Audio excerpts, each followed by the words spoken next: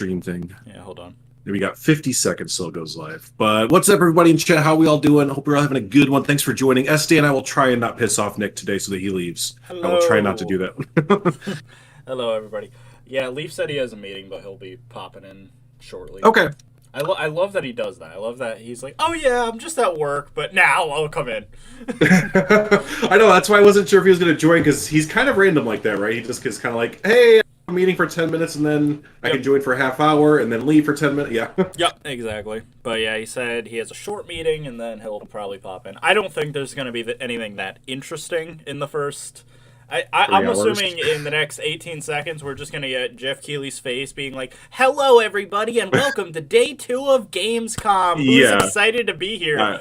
I'm sure, right? Yeah, actually, speaking of that, let me pause my Spotify music in the background, and we will have the Gamescom audio live. So, if the audio's a little messed up, everyone, I'm trying my best. The audio that everyone's calling from and the Gamescom audio are all tied into like one thing. That's what I was thinking too, yeah. Because I hope my audio is good. Everyone on my end, please let me know if my audio is good. Because yeah, I have the exact same setup where like so there might be a little bit where you're not gonna be able to hear us, like at least the guests like commenting on the Gamescom thing. You might hear like the Gamescom over us kind of thing, but we're doing the best we can. Yeah. We could have done it the really crazy way and done the what's that program called? The banana program, and made all of our tracks separate, but that takes way too long. All right, so we are starting off with indies. All right. Oh, is that going yet? No, it's not going yet. So yeah, the indie live event. See, that doesn't start until like 2. Oh, okay. or 1:30. So like, I don't know what this first hour is. They could just be saying like how great they are, and I must say I'm really worried this is gonna be E3 all over again, where we were all waiting for JWE2 news, and it was just like the Triceratops is a dinosaur, and then that was like, remember, and then they played like the same trailer 3 times in a row. Right. Yep. I also hope that's not a thing. Oh, here it goes. It says it's live on YouTube. Oh, it's on YouTube. Okay. Okay. There we go. Yeah, because I don't know what year. I'm on the Gamescom YouTube account. I was on their website. Oh. Where do I know? Oh, can we? Where do I know these people from? Trailers and gameplay demos to screenshots and interviews. Like, these people like look familiar, but I don't know the reasoning. Maybe they're all part of like old G4. Yeah, I think one of them might be from like the Young Turks. And of course, you can like one of the news channels, which that's always good. Oh, yeah, Young Turks, yeah. Yeah, I'm not yeah. Okay. TikTok and Discord. That's when you know this is gonna be a good game show. Is when you have a bunch of news channels coming. Right, we had to get the scraps from the Young Turks. Yep. Yeah, literally. Because the other thing is like usually then you get like the cat like kind of funny or something will like come on, and then like just random like tertiary IGN celebrities. Soon, Awesome Indies, Gamescom Studio, the next gen console watch. We want the future, the thing at 3, which is like future games or whatever. Okay, and then you said, when did PK say they were coming on?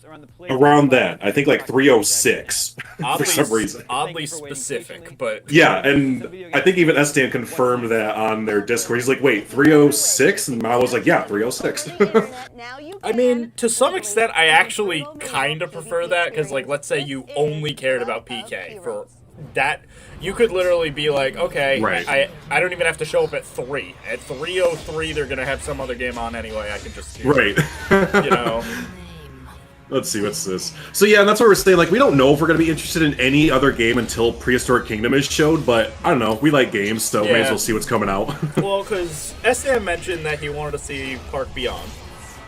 Now, I'm kind of like in a weird, because I do think I'm in agreement with you on that game, where it's quirky and stuff, and it's a little too quirky for me, where like they seem to show off a lot of like buildings and stuff with like hyper theming that isn't ever gonna be good for, let's say you want to make a custom park that doesn't have a giant squid on the building or something. That's not really gonna help. But, yeah, and there's not, I don't have, I mean, I do. Personally, I don't really like Thrillville or those like wacky, crazy, out there kind of games. But even like for like that kind of game, it looked just a bit too.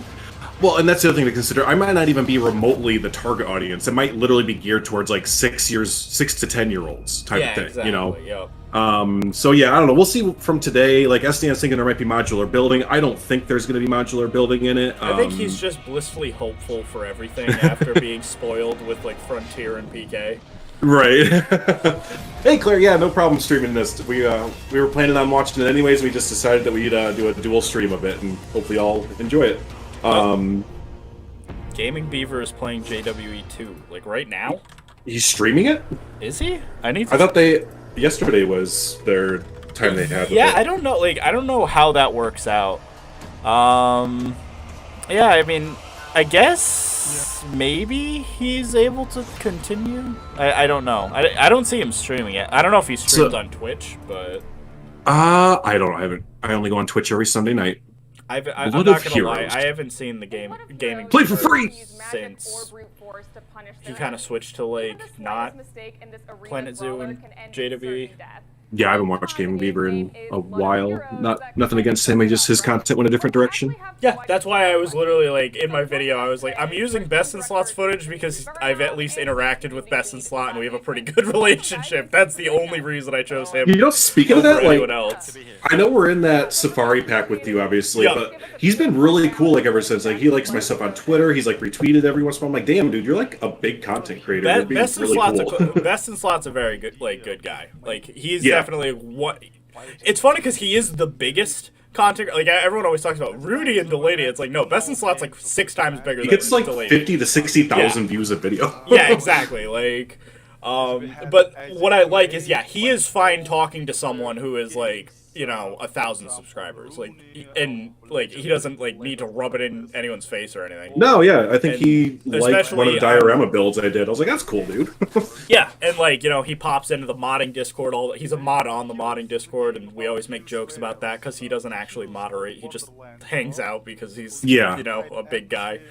Oh, here you go. Estienne found from an article. He's been scouring the internet about these Park Beyond articles. He said, to build your perfect park, you're free to go wild using oodles of props and building parts to make your dream a reality. But Park Beyond takes things further. So maybe because of the oodles of props and building parts, but to me that kind of is buzzwordy for you can place down wagon wheels and a cart and a barrel. Yeah, and like, I don't know, it's tough because like on one hand, I almost think that it's impossible to enter this space without addressing Planet Coaster. Yeah, because it's kind of the same thing, like, obviously it's different a little bit in the zoo community because we have like, a lot of these like smaller games like Simply Zoo and Let's Build a Zoo, but they're not even, I don't even count them as zoo games. They're more like, small little side projects for real management, like little, I know what you mean.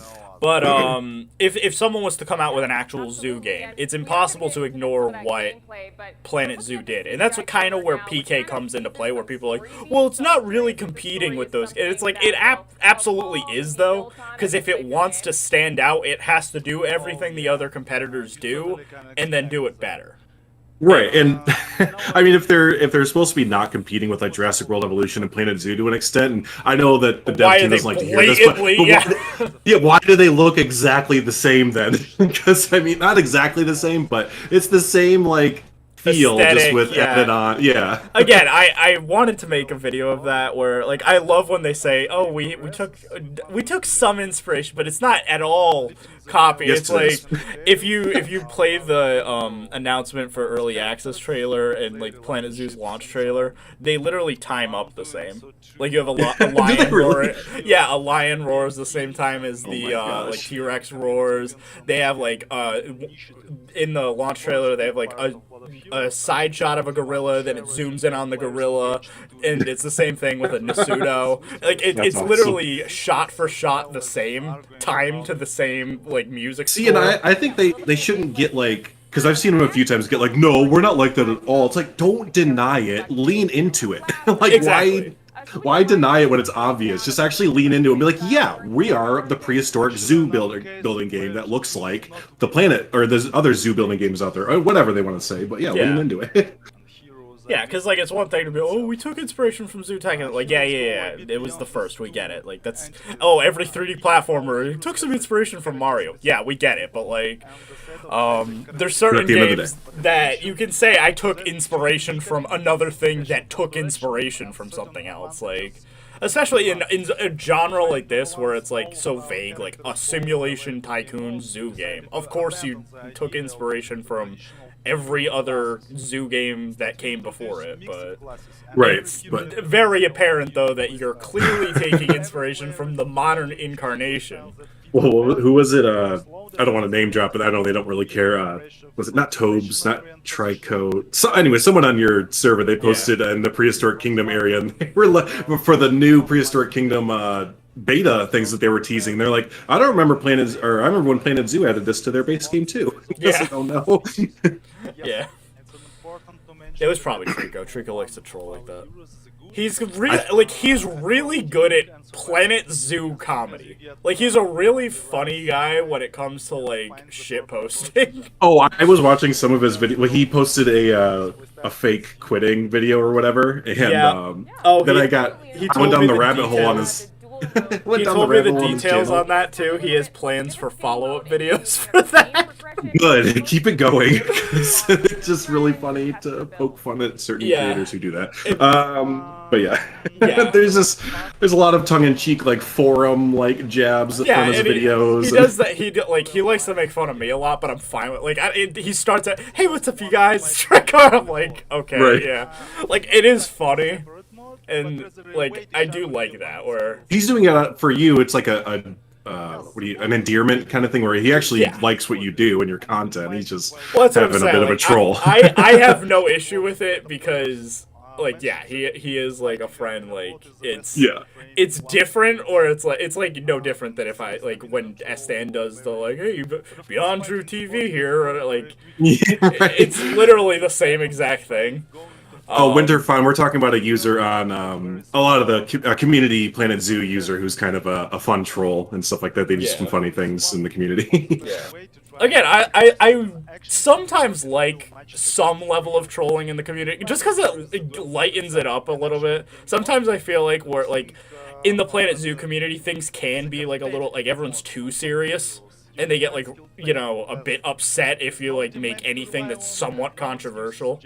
I was thinking of maybe adding a elephant tusk display. Whoa, dude, slow down there. How dare you? That's against, you know, blah, blah, X, Y, and Z of the AZA code, and it's like, just chill, dude. It's I got a comment today. I don't think it was, like, a nefarious thing, or, like, they didn't mean to, like, sound whatever, but they were like, oh, I hear you guys talking about wanting salmon as the exhibit animal. Just so you know, salmon actually need a lot of room, and it would be really inhumane to keep them in an aquarium that size. I'm like, dude, that's not the point we're trying to make. We're just saying it'd be cool in the zoo gate to have a salmon. That's as far as we're thinking about it. Like, I appreciate that you're, like, overthinking the digital animal game, but, like, can we not do that? If only they knew the actual reason Leaf and I made the salmon mod. The original reason is, do you remember when Leaf was doing it's kind of like a scrap thing now, but he had, like, a mini content creator, not really competition, but he wanted us all to make roller coasters based off of different content. So I was designing a North American coaster, and it was called Kodiak, and it was based off of, like, Alaska. I made a bunch of animatronic grizzly bears and stuff. And one of the things I wanted was a bunch of salmon doing, like, the salmon run, so that they nice, jumping up the river and stuff, yeah, and I was, like, attaching them to the wheel prop and stuff, and that was the reason we made the salmon mod. Was I made that model specifically so that I could have them be eaten by bears. Gotcha. It's funny because they weren't even talking about your mod. We had just mentioned it in one of our Pine Mountain videos, like how we were talking about future DLC plans and, like, animals we would like to see, and we just mentioned the salmon. Like, they weren't even talking about your mod, which is that's even funnier then. Yeah, right. They were just saying overall. It's like, dude, can we not do that with the digital animal game and get all butthurt about animal space requirements according to the AZA and stuff like that? It's like it's a video game. What kind of juiciness did I just miss? Oh god, it's Leaf. Oh god, it's Leaf. Talk about normal things now, like poop and urinating on things. Yes.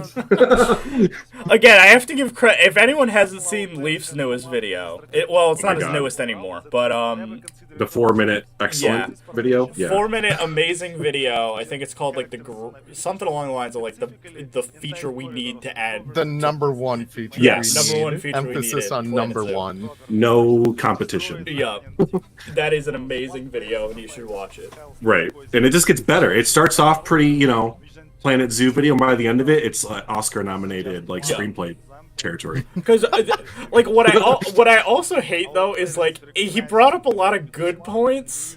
Not even like why we need it, but just it is a little hypocritical that everyone always cites how like realistic the game is, and they didn't add peeing for some reason.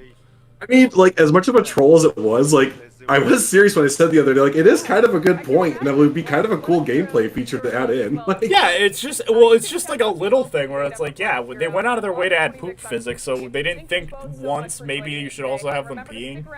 Like, it's just odd, like, especially for, like, when they always talk about how realistic everything is.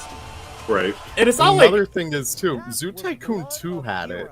Yeah. It's a baby, like, I'll admit, it's a baby game, So, at least give the more mature Planet Zoo audience.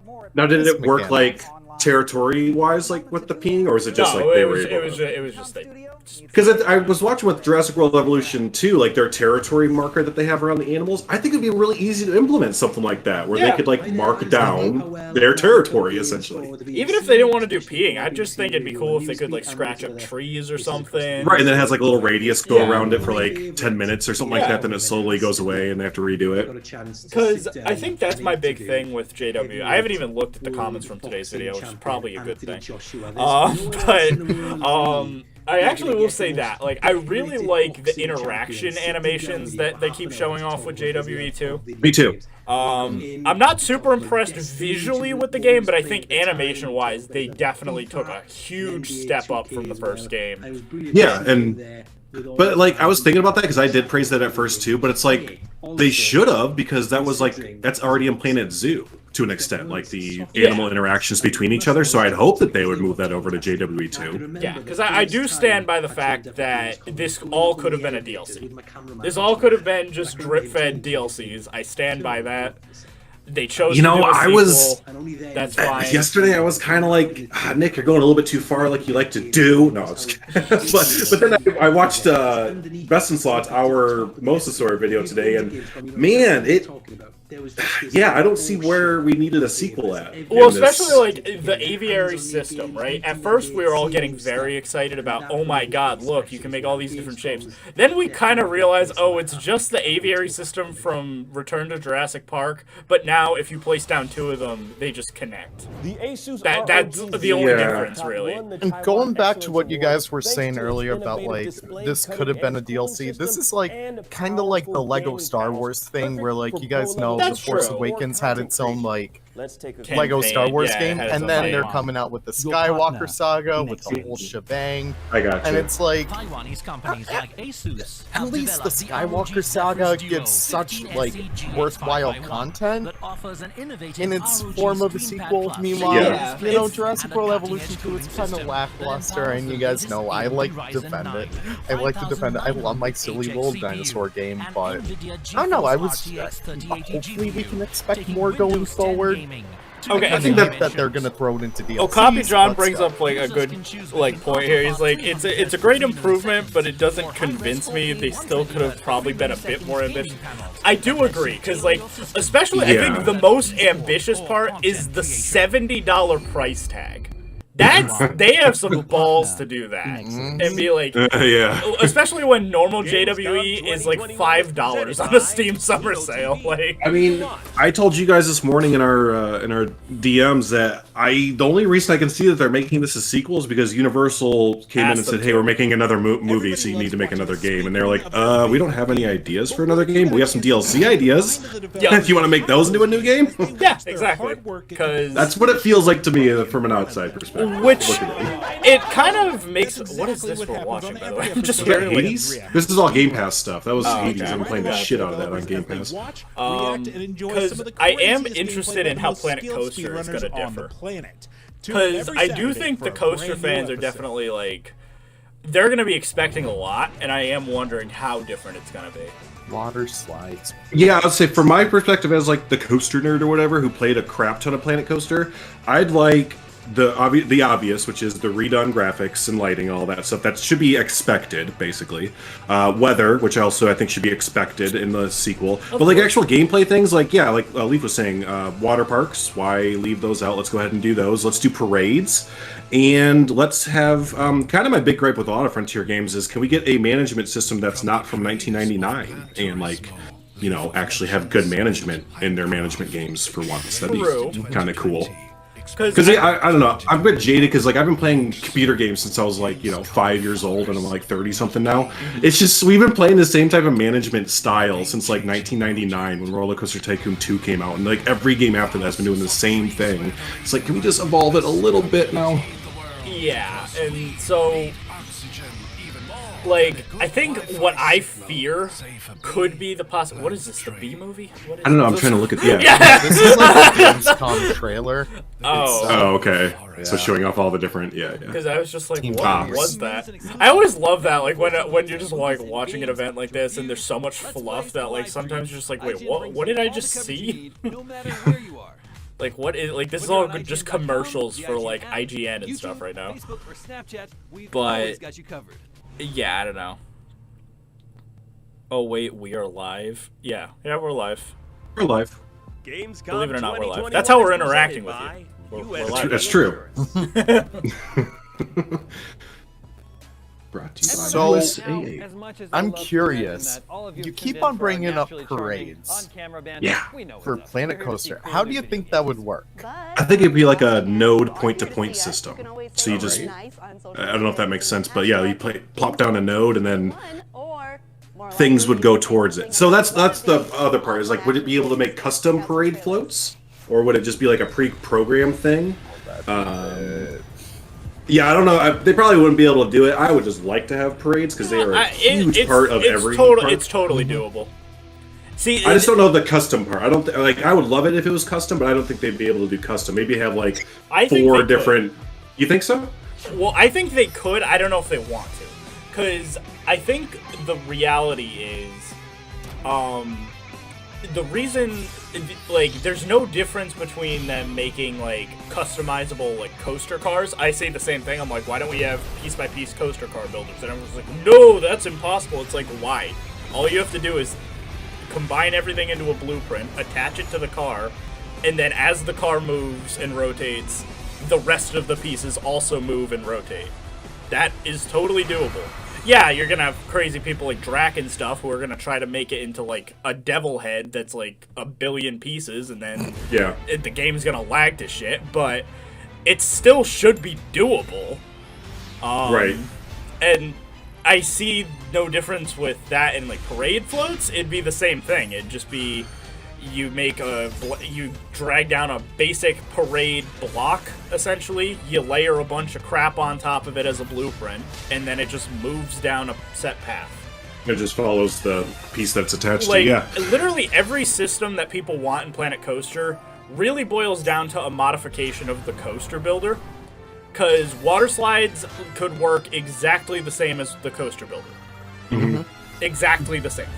Right. Yeah, because the people would just be the coaster. Yeah, yeah. Instead of going down yeah. a track, you go down a slide, and you might have a limitation on it, which isn't unheard of for like some of the coaster stuff. In Planet Zoo, the train can't go 90 degrees or anything. You would just have it so that the water slide could never go up or something. Like just put the restrictions on it so it can't do. Yeah. Like, you wouldn't have a slide that would... Though I guess you might want that to some extent, because you might want a case where it's like, one of those, like, Blizzard Beach type slides where it's like... a straight down. Like, like a straight down, but then at the end it kind of curves up a little bit, so you get some, like, air, almost. Oh, I would love one where you sit on a tube or something. Wait, is this a Smash? It was a, not Smash Bros, but... Or was it Smash Bros? I don't know. This is... It's... It... No, General, they haven't shown off Prehistoric Kingdom yet. Prehistoric Kingdom is at like 3:06 Eastern. Oh, wanna know what I'm excited about today? They're revealing the Nickelodeon All-Stars Smash characters. Ooh. I actually am weirdly excited about that. I don't think it's gonna. I think it's probably just gonna be someone boring like Aang and Korra, but like, I have hopes that it's someone interesting. I know, like, Drew is probably like too old for Nickelodeon in general. Yeah, that's true.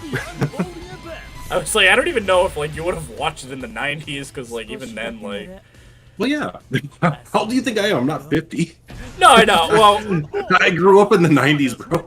Well, I don't know if you watched it like during the '90s. The last thing I remember from Nickelodeon, let's see, was probably like Hey Arnold and that era. So like late '90s, early 2000s was. Okay, well, because that game actually has a lot of representation from the '90s, so that is interesting. Nice. The Rugrats. The last I saw from the Rugrats, they were trying to make them grown up, and I was like, "Go fuck yourselves." No, I love all grown. I had that on a video now. I don't know if anyone knows what that is. All grown up. When that happened, and we're like, "Oh no! Don't make it a reality for us. We know we're growing up." Well, do you guys know what Video Now was?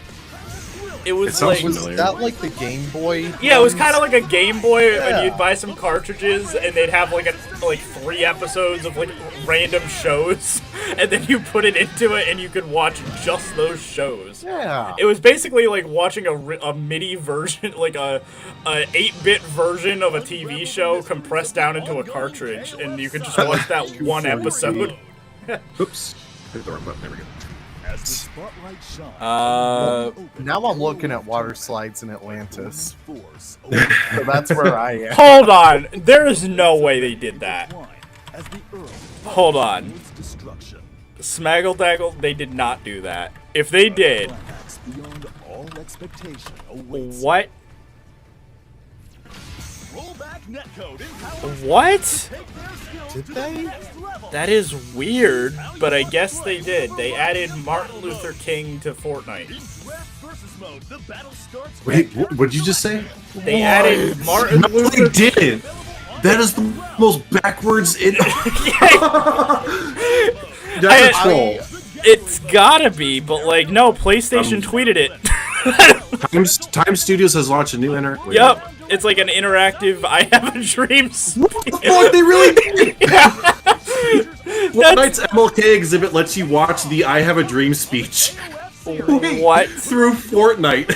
What the hell is up with Fortnite, honestly? So I could be dressed so hard as Spider-Man with a Batman cape. Yes. With Majiu's dressed as Terminator with a Spider-Man backpack. And during when he says "I have a dream," you can sit there and do the Tootsie Roll or any other dances. Yep, oh exactly. yeah. Because how else would MLK want to be celebrated than having Fortnite do dances on his grave? See, oh my god! Like, I get how popular is Fortnite now? Like, I still wonder that because I haven't heard anyone. I know it was. I know it took it over. I know it was huge. Right, like Fortnite was obviously the biggest thing ever. But didn't it peak in like 2017 and? That's what I thought too. Yeah, because I have, especially like I have younger cousins and nephews and stuff of that nature and stuff that are like around the age that play Fortnite, and then even they're like, no, we don't play that anymore. That's a kiddie game, and like they're 12. So I'm just it's like, Minecraft now. Yeah, 5 million players in June 2021. Which, I mean, 5 million's a lot. That's a lot, yeah. But I don't know, like, is it worth it for like these companies? Just to, in case people didn't think we were serious, here you go. It's real. Oh yeah, it is here's real. The date. Here's the date today. So because I had to, before I even mentioned it, I had to look it up and like fact check it because I didn't believe it. It sounded so absurd. That's bait right there. What is this new It's like you look it up and it's just like horribly racist things or something like that. But nope, that's completely real. Oh man, that's This is a cute little fighting game that I'll never play. Yeah, what is this? A little RTS. You play as Kaiju, I guess. Oh yeah, I remember seeing this like a while ago. It seemed pretty cute. What's the damage for these games? I like it when the destruction is really good. Like that's exactly. Yeah, that's kind of cool with the building falling over and stuff. Yeah, I like the tornado. The tornado's cool. That's kind of a fun, like, half anime, half, like, realistic, like, Yeah. physics and stuff going on. Like, this is one of the issue with the games like these are, like, this is a cute little Mario Party game that I would play once and never again. If you have, like, a bunch of friends that you could get together with on the regular, yeah. sure, but... It's just, again, it's one of those things where it's like, I don't know how often you would play a game like this. You know what I mean? Cool. Is that Gundam? Like, I appreciate this. I like the art style and how it's, it's clearly, like, each of these is, like, inspired He's like a by chubby different Power Ranger. kaiju. Yeah, like, each of these is, like, based off of, like, Gundam and Power Rangers and But just kind of, what's it called? Giga Bash. Godzilla and stuff. Is it free? You Oh, it just says coming saw a trailer soon. for the new Kaiju Brawler Giga Bash here on Gamescom Studio, but we're not hitting the brakes Kaiju yet. Brawler. All If right. you're the type of person whose idea So what's everyone think so far? Anything jump out to anyone in chat that you're excited for? They kind of featured that first game forever, that holy whatever. Well, That looked like For Honor. Like, all I could see was For Honor. But That's like, what it was, yeah. Yeah, right. They paid a lot of money just to show off For Honor 2. Yeah. Which, didn't that come out? Oh, I'm kind of excited for those. But Forza. I like racing games. Yeah, I like Forza. I miss Wreckfest. Wanna know Dude, I what- I've know. been feeling it recently. You know what's funny?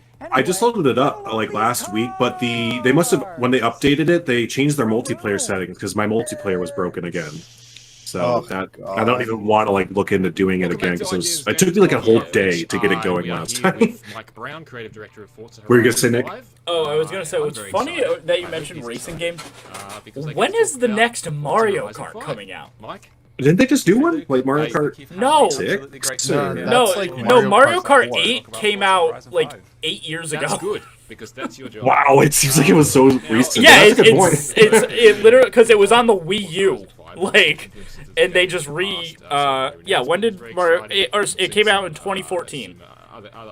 So that was 7 years ago, sorry. Yeah. But 7 years ago was the last Mario Kart. You know Nintendo though, man, they'll take their sweet ass time as long as people are still buying the game and playing it. Yeah, no, They're kind of like Rockstar. Rockstar and Bethesda. But that, you're right. Like, I get it. It's just, I don't know, like, Nintendo is just, like, a weird one, because it's like, I understand that a new GTA or Elder Scrolls will take, first off, this is a really cool racetrack, but, yeah, this looks really fun. I guess my first question is kind of like, oh, wait, shit, is this, like, The Africa? graphics It is look about- ridiculous. So Look at those flamingos. What kind of flamingos are those? Chilean? Greater. Out of the gate. Okay. I don't know. I just throw out American. No, American flamingos would be red. I don't know if there's anything specific. Yeah, Drew, gosh. God. Oh, okay. I thought you reviewed my flamingo pack. I can't wait until the PK trailer where I'm going to be the paleo nerd out of everyone here, and then I'm still going to get something wrong. Probably. Oh, I'm gonna intentionally pronounce things wrong. Because Just Dude, again, I can think pronounce. just I to can stir pronounce. stuff up. I would say if there's like levels to like paleo nerddom, right? I am at like a 3.5. I'd say. I know You're more a than the 3.5? average. Oh my God. I know more than the average person. Mm-hmm.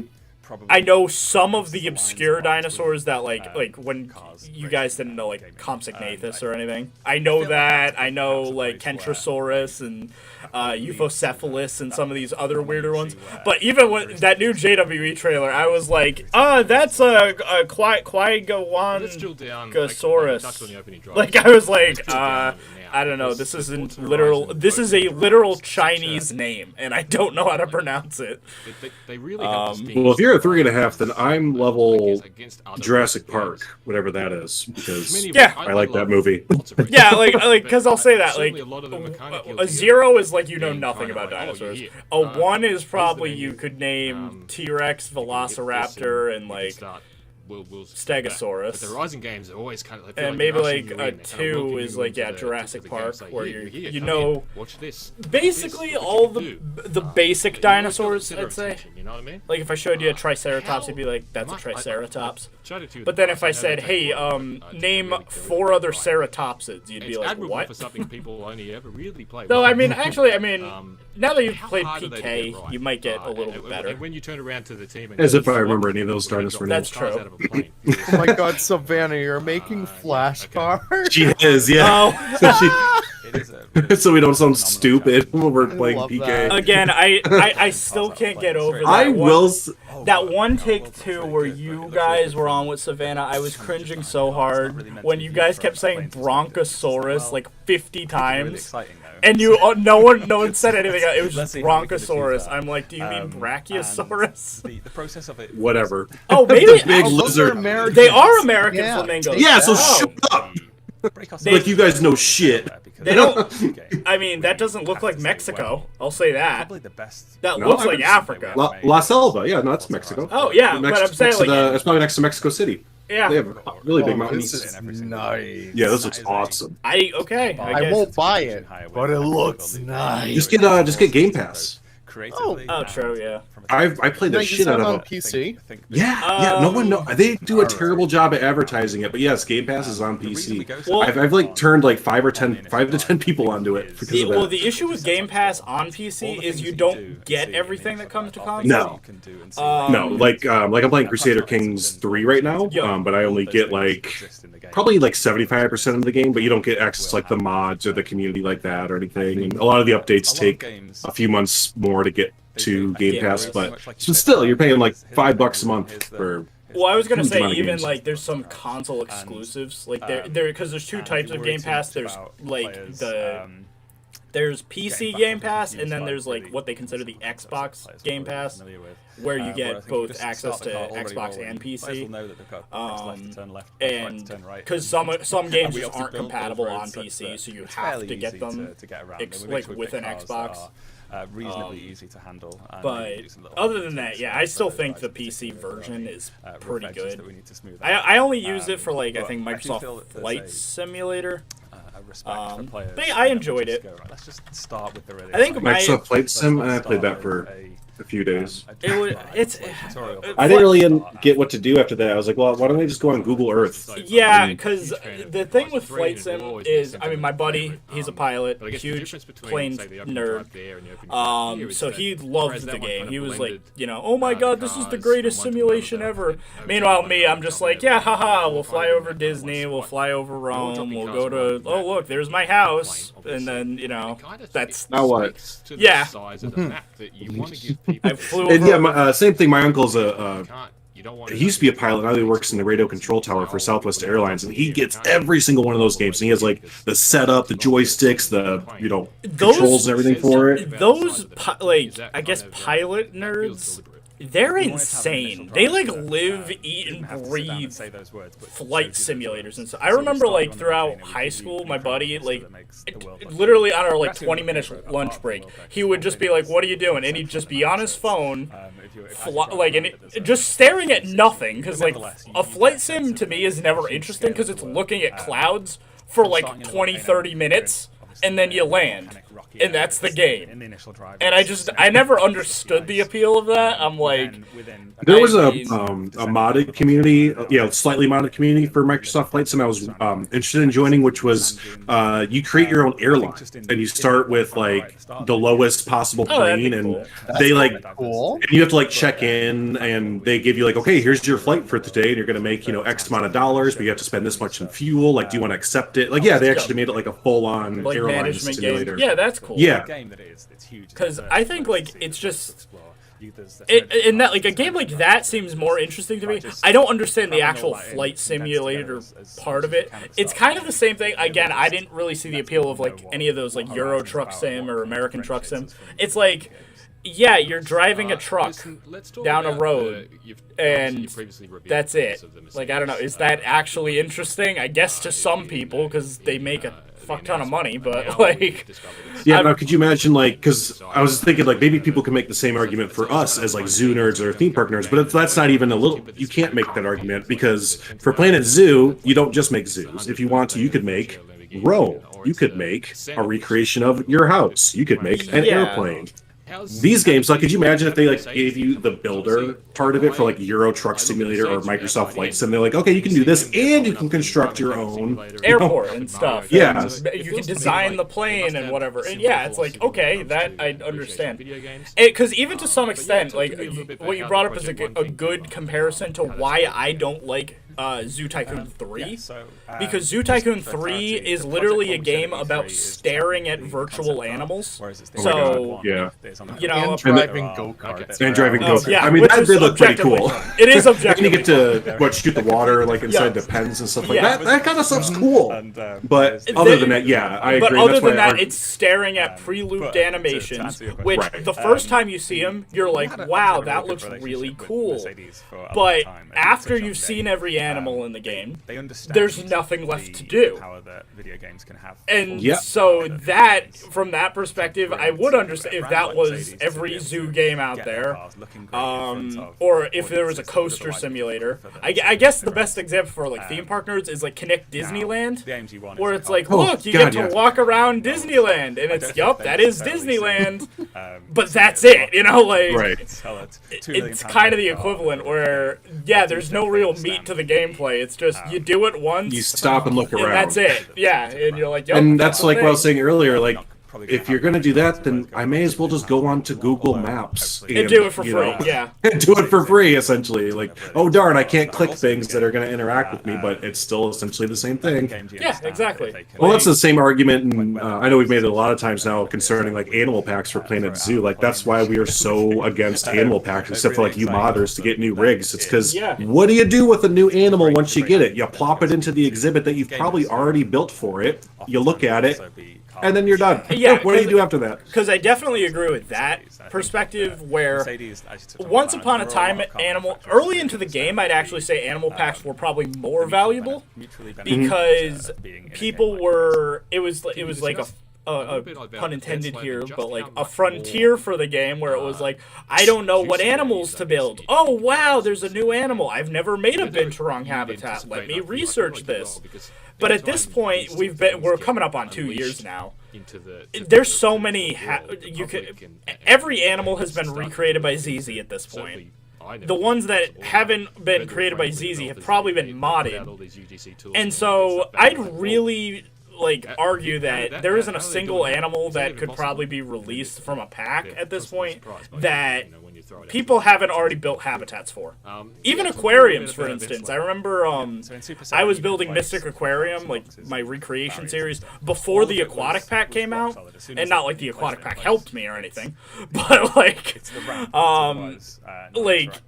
it was a situation where it's like, I was already building an aquarium before then.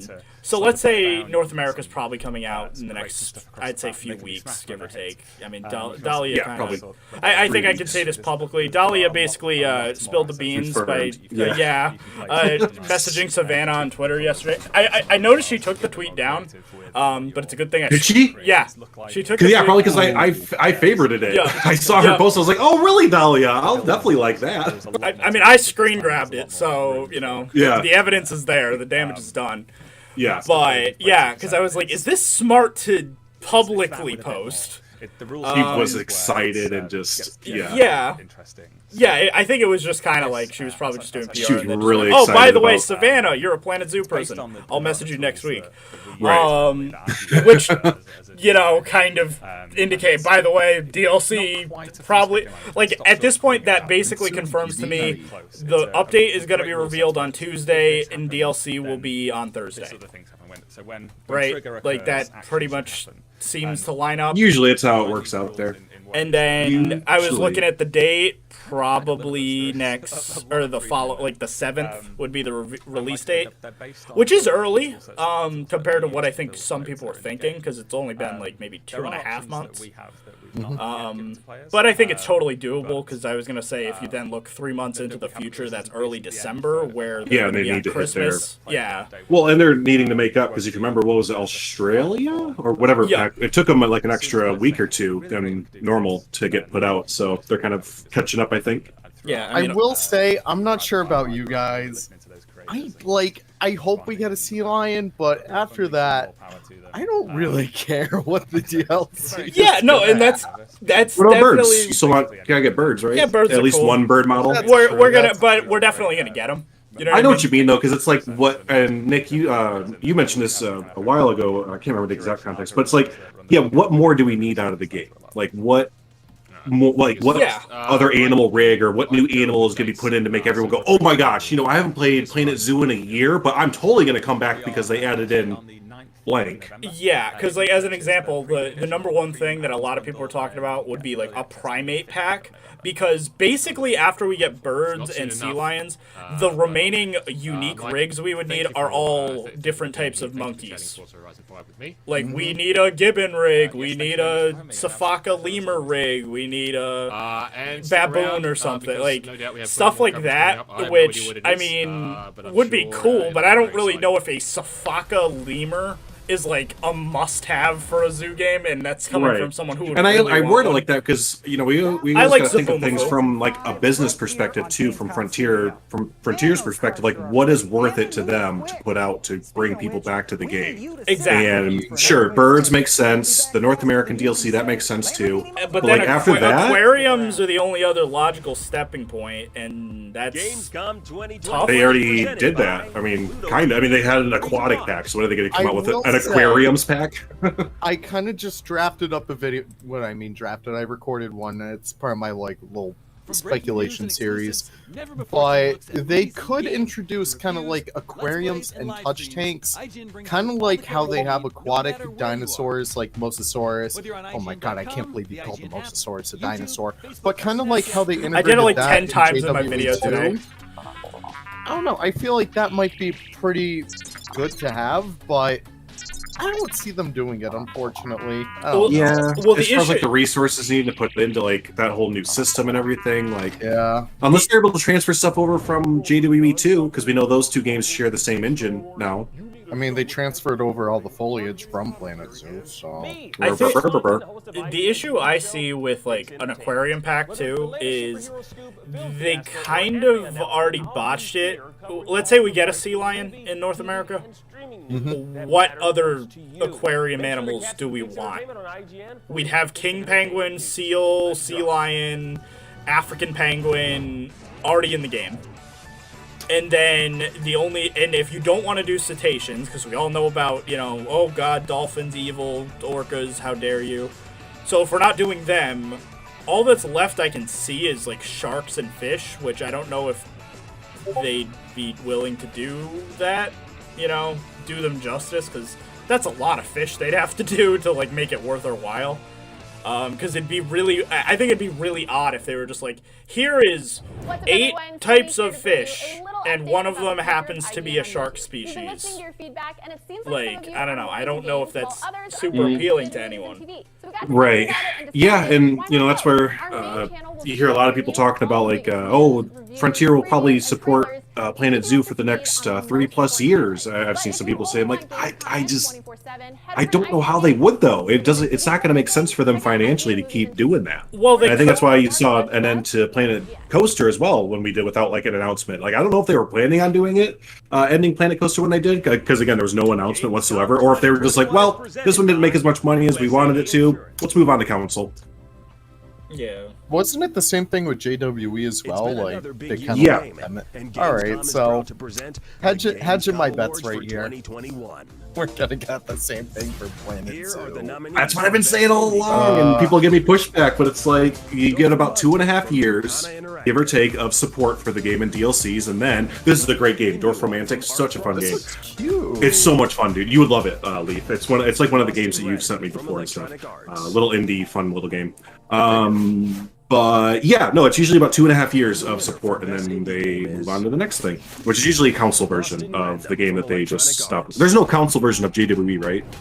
Oh, there is. Is there? Yeah. So that's what they do. They develop on PC for about 2.5 years, and then they move on to console, which comes out about 6 months after that. And then they release the DLCs for console over the next 1.5 years, and then by that time, the second version of the game they were working on previously is ready to come out. So Planet Zoo was like the sequel to Planet Coaster, and that was ready to come out after Planet Coaster Console was out for a little bit. Because I actually, the more I think about it, and again, this could be biased because at this point I really do believe the Randy Clark leak. I really do believe it. Well, let's talk. Okay, have you mentioned that on your channel much? I have briefly mentioned it. Well, we have like another 2.5 hours. Yeah, that's so if you true. We could talk about whatever you're comfortable talking about with that. Go ahead. Yeah. So Randy Clark is a pretty notable community member within a few places, notably the modding Discord.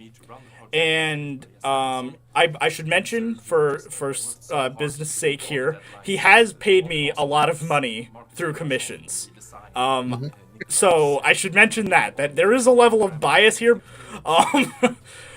He was the one that invested in the palm tree pack, for instance. But he is basically a retired ex-zoo designer. He worked in the zoo, according to him, and technically this is all unverified, but I tend to believe him because he goes into a lot of detail. But he was a retired habitat designer, and he has a lot of friends in the zoo industry still, specifically the habitat design industry. And he claims that he has friends at San Diego who are obviously close with Frontier. And Frontier went to them asking for advice on basically a bunch of the different packs, notably birds, North America, probably Africa, and a few other things. And so he likes to go into details about the bird pack, but what he told me was that the next pack is definitely North America. What a shock. It's going to be released in early to mid-September, which, again, based off of Dahlia's tweet, lines up with what, we've been seeing, that, the content creators who have early access should be hearing something next week. Similarly, the pack would be kind of based off of the San Diego Safari Park to some extent, and would have kind of some general zoo stuff, as well as having basically different types of plant life from like the Southwest United States, but also the Everglades and some other generic North American foliage. He said that we'd have tall oak trees, which I'm excited about, if that is true. And then some other Everglades plants, the Washingtonian palm, which is famous for San Diego. It's basically a big palm tree. That was going to be a big one. And so that, like, a stupid detail like that is sort of why I trust him, because this is someone who pays me to make palm trees for Planet Zoo. And he explicitly told me, I don't want, even though the Washingtonian is my favorite palm tree, I don't want to pay you for it because Frontier's adding it next month. And then on top of that, with what really got you thinking he's real shit is yesterday with JWE2 featuring San Diego Zoo, or San Diego overall. Yeah, it obviously had a lot of San Diego stuff. I actually also did a little bit of research on my own that was totally unrelated for the Safari Pack. I was looking at some Street View images of the San Diego Safari Park, and you know how everyone was making fun of the yellow fever trees in the new pack because they were like, that's a gross tree. Funny. I went on the Safari Park, and wouldn't you know, they have a tree that is identical to the ones that are in-game. When you were just in Google Street I was just View? in Google Street View. I was over by, if anyone wants to check this out, go to the cheetah habitat in the I kind of do. Safari Park. It's the exact same tree. And I was I'll bring it up on stream, everyone, if I find it. Yeah, I'll see. Yeah, basically you're gonna go. Give me a sec. I'll help you find it by look, because I don't think. Have you been to San Diego? No, I've never been out. Farthest west I've been is Denver when we used to live there. So you said cheetahs, right? So there's gonna be a thing that says like African tram, right? Yep. And then to the left of that, there should be like a little field by like a drop point by a road and like a grass field a little bit with some trees. And then directly in front of that street view, when you look into like the habitat, there's like a yellow fever tree that looks exactly like the one we got in game. Gotcha. Let's see. So I see the Africa tram. So you said go to the left of that?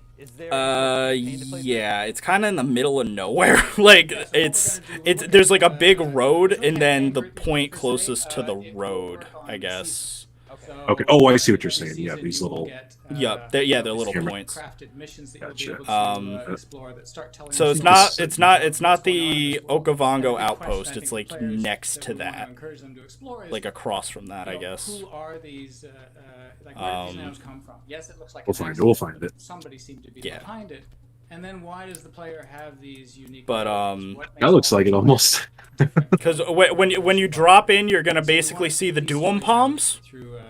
There it is. And then if you turn around, there's the yellow fever. There it is. It's So- totally it too. The awkward yeah, angle of it. exactly. So that plus like the Duum palms and stuff, it's pretty damning evidence that yeah, they probably did look at the safari park. They took a picture of this exact then they tree, went- or by Google Maps. And then they went, okay, so that's African foliage that's in a safari park. Okay, well, the other stuff that we also want to add from this safari park doesn't really fit into Africa because they're not actually native African plants, but they are North American plants because they're in San Diego. So that's where I'm like, yeah, that's a little bit more credence as well. Where Yeah. it's not damning evidence or anything like, aha, I told you. But it's pretty, notable. I'll pull it up on my stream too, so everyone can. Yeah, Savannah just said, as someone who's been going to the San Diego Wildlife Park all her life, she said, "Yep, can confirm they are all over the Africa section." Exactly. So, and again, if you just look up a yellow fever tree native to actual Africa, they don't look like that. They don't look like that at all. But the ones specifically at the safari park do. So that's kind of where I was like, that's a little suspicious.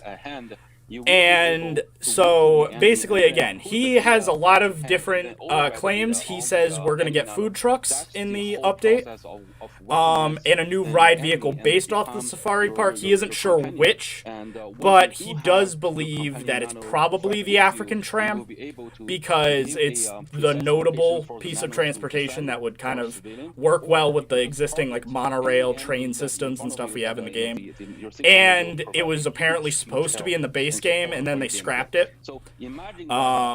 So he said it might be something else like the hot air balloon or something, which would be cool because that'd be the first flat ride for Planet Zoo, so that'd be exciting. But I think the tram. Oh my gosh! Then we does can make actually more port sense. over Planet Coaster rides. True, as long as they go up and down. We could do drop rides if that was the case, which would be cool.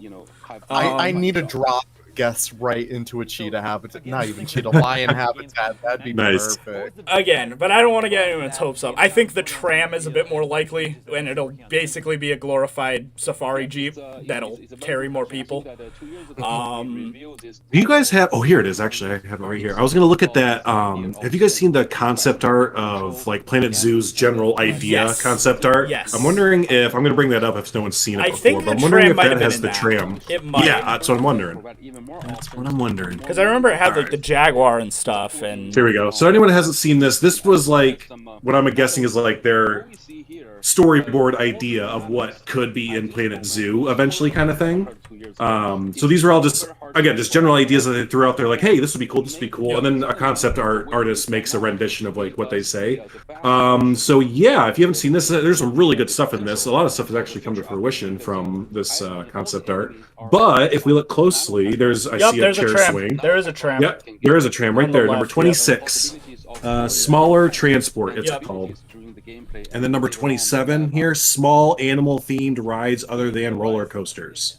Other than roller coasters. Probably I think merry-go-rounds and stuff was This is probably their interesting idea. that they... Oh, and there is, up here in the Yeah. upper left-hand corner, number 1, cable car to another zoo level. Oh my gosh, cable car. Don't give us those gondolas, give us the Yeah. cable cars.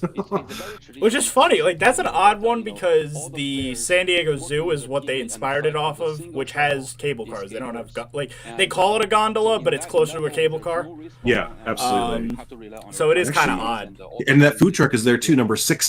Yeah. So viewing- again, this is all pretty. I get it. It sounds absurd. This random guy, he's making a bunch of claims. I've been in the zoo industry. I worked at Beale Park Valencia and Zoo Tampa. I know information about the Bronx Zoo and Animal Kingdom and San Diego and yada yada yada. It sounds absurd, but everything's lining up really well. And again, the most damning piece of evidence to me, at least, and the reason I believe him, is once again, I'm being paid by him. So I go where the money goes. And if he says, I really want palm trees, but don't make this one, it's coming to the game. That's a big gamble for someone who, could just, pay me now and guarantee it, unless he was absolutely confident it really was getting added to the game. You know what I mean? Like, what's a cable car? Cable car. So you know in game how we have the gondolas that hang underneath the inverted roller coaster track, essentially. A cable car is like this in the upper left-hand corner. That's more like a ski resort, I guess you'd say. where it has wires and little buckets that you sit in. So yeah, more if you picture like a ski lift at a ski resort, that's closer to a cable car than the giant whatever we have in game right now. Yeah, exactly. Oh, I hate it so much. What is this Like, game? I by the want way? to I am turn it bored out like. of my mind watching this game. Oh, I yeah, don't I even- This is the most generic shooter ever. I figure people aren't going to be that alarmed if I don't have Gamescom on right now because they're talking about a lot of nothing. Yeah. So, but what's funny is right here at the bottom, number 39, which was the last one. Forgot about this one, mesh enclosures. It's like, yeah, you did, Frontier. You forgot about mesh enclosures for a while. But I like that they literally put on there, forgot about this one. It's like, oh god.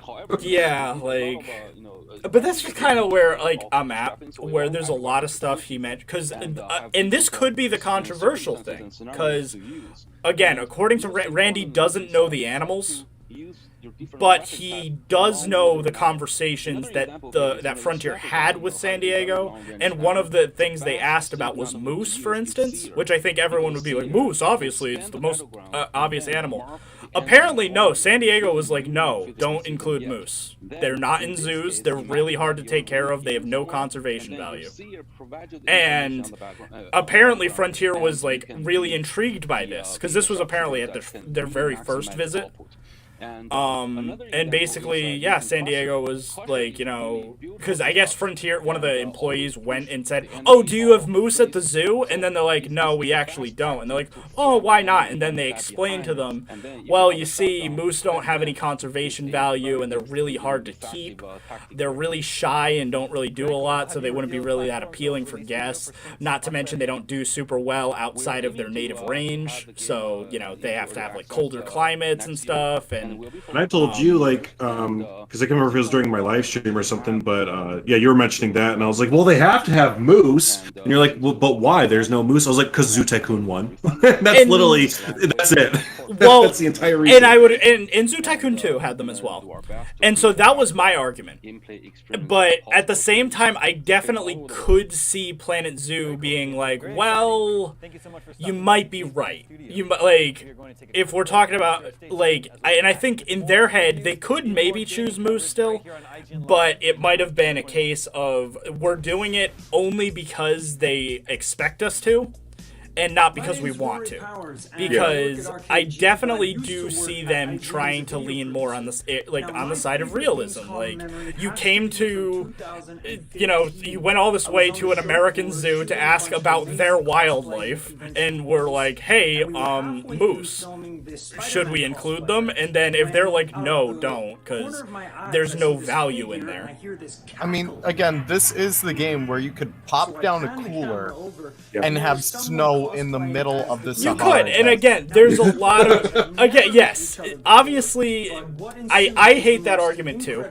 Like, even the peeing argument is a good piece of evidence for this. Whenever people are like, this game's about conservation and total realism and stuff. No, it isn't. Because a thing that I even mentioned to, like, Randy when I was, like, saying this as a rebuttal is, okay, so they want to focus on endangered species. Totally understand that. Because, like, for instance, one of the animals he feels confident is in the pack is, it's going to be a mountain lion, but specifically the Florida panther, to promote Everglades conservation. And I'm like, yeah, that makes sense. That was in Zoo Tycoon 2. Mountain lions are obviously going to get in because they basically represent America probably better than most animals that you would think of. But, like, a moose or something is just not really... It has no value. It lives exclusively in Maine and Canada and parts of New Hampshire, and it's very rare in zoos. And other than Zoo Tycoon promoting it and stuff, it's not really that valuable. And I guess another theory he had is alligator might be likely for the same reason about the Everglades. I think we're all basically in agreement about California sea lion, basically just because, especially more so if they're planning on theming it based off of California, like San Diego. I need my sea dogs, my arfs. And so that could maybe have been the argument as well, maybe without a moose we don't have that icon species, but a sea lion would be an icon species. It might not be... Oh god, yeah. I can't think of a zoo that I've been to that hasn't had a sea lion. Yeah. So it's kind of one of those situations where, yeah, it might not be the icon you expect, but it could be the icon. Because it was kind of the same thing. I think everyone with the Afterpack was kind of expecting the Rhino to be the mascot, but no, they made the Meerkat the mascot because they're like, yeah, it's rare, it's different. Give me the whole spiel. What's going on? It's going to be a unique animal, so we want to highlight it. Same thing with the koala. I think everyone kind of expected the kangaroo to be the poster child. So yeah, I don't know. It's tough. For us, we drifted to the because just as long as we get some swampy bayou wall sets, or yeah, so that's where I'm kind of focused on personally. You know me, I'm the builder. Exactly, of and I don't know. Well, again, because I always make fun of you guys for that all the time, where it's like we know North America's coming, and all you guys have built your North American zoo, so I can't wait for the pack to come out and be like, yeah, do we really care about any of these anymore? Like, yeah, let's build something else. Or you guys are going to port over all the good wall sets from Planet Coaster that are basically going to be, you know, the North America wall sets. So. Yeah, like, because that's what I was saying. I'm making my San Diego Zoo map as soon as Safari Pack is out. Once I finish Safari Pack, I'm starting a new series on my channel, and it's going to be based off the San Diego Zoo and Safari Park. Just because I'm more interested in doing that than making, you know, a lodge or something. Because I've done that, you know, like I've already done the log cabin in the middle of the woods with pine trees everywhere and river otters and moose and stuff. No, we're not, Bold. Bold just said they're going to run through their North American themed zoo, Pine Mountain Sanctuary, before the new DLC. No, we're not. We talked about that last night, actually. We were like, are we going to run out of ideas before the DLC even is released? And Savannah's like, no, I have a million ideas. We'll be fine. You guys will be fine. Well, especially you guys will be fine just because you can always port over other ideas. You know what I mean? Oh, yeah, there's a million different things we could do if we really wanted to. Yeah, everybody knows Blade. He's the, you know, especially like, because I mean, are you guys using mods? Probably not, right? No. No, this is a family place. Now, yeah, I was gonna say, like, hypothetically, you can always like just like working with Marvel games. Oh, let's add a Everglades section with manatees or something. Oh, I tried. Don't worry, I tried. I was like, hey, Savannah, it just so happens we're making a North American zoo, and there's like North American mallards and geese, and you know, I was rattling off all these things. Wouldn't it be great to have those in the project? No. Yeah, which, by the way, I know this is a bit of a spoiler if I end up doing it, but I have my April Fool's Day joke planned. I'm gonna make the Birds of Southeastern Quebec pack. Good. I'm needing it. There are different experiences they wanted to share. And so again, I don't know if I will do it, but I think that's a really good idea for April Fool's Day. And so we thought if we can combine. No, that's perfect. But you have to like. Drew, I'm playing this Dwarf Romantic. Yeah, it's amazing. Isn't it great? You could just spend hours on that thing.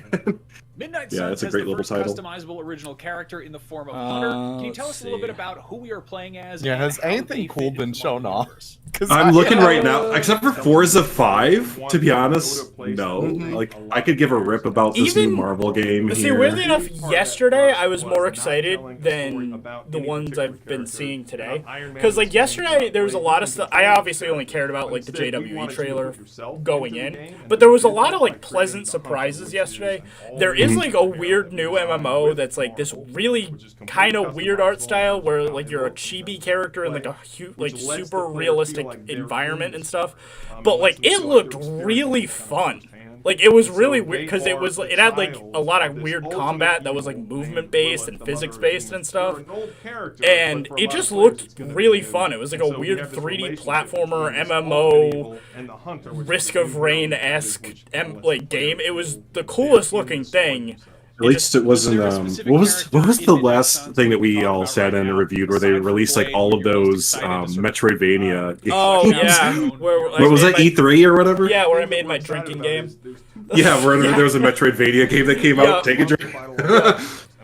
Because that's what I get sick. Because obviously, like, you know, I've been professionally, like, you know, in the game sphere for like think that's 6 years now.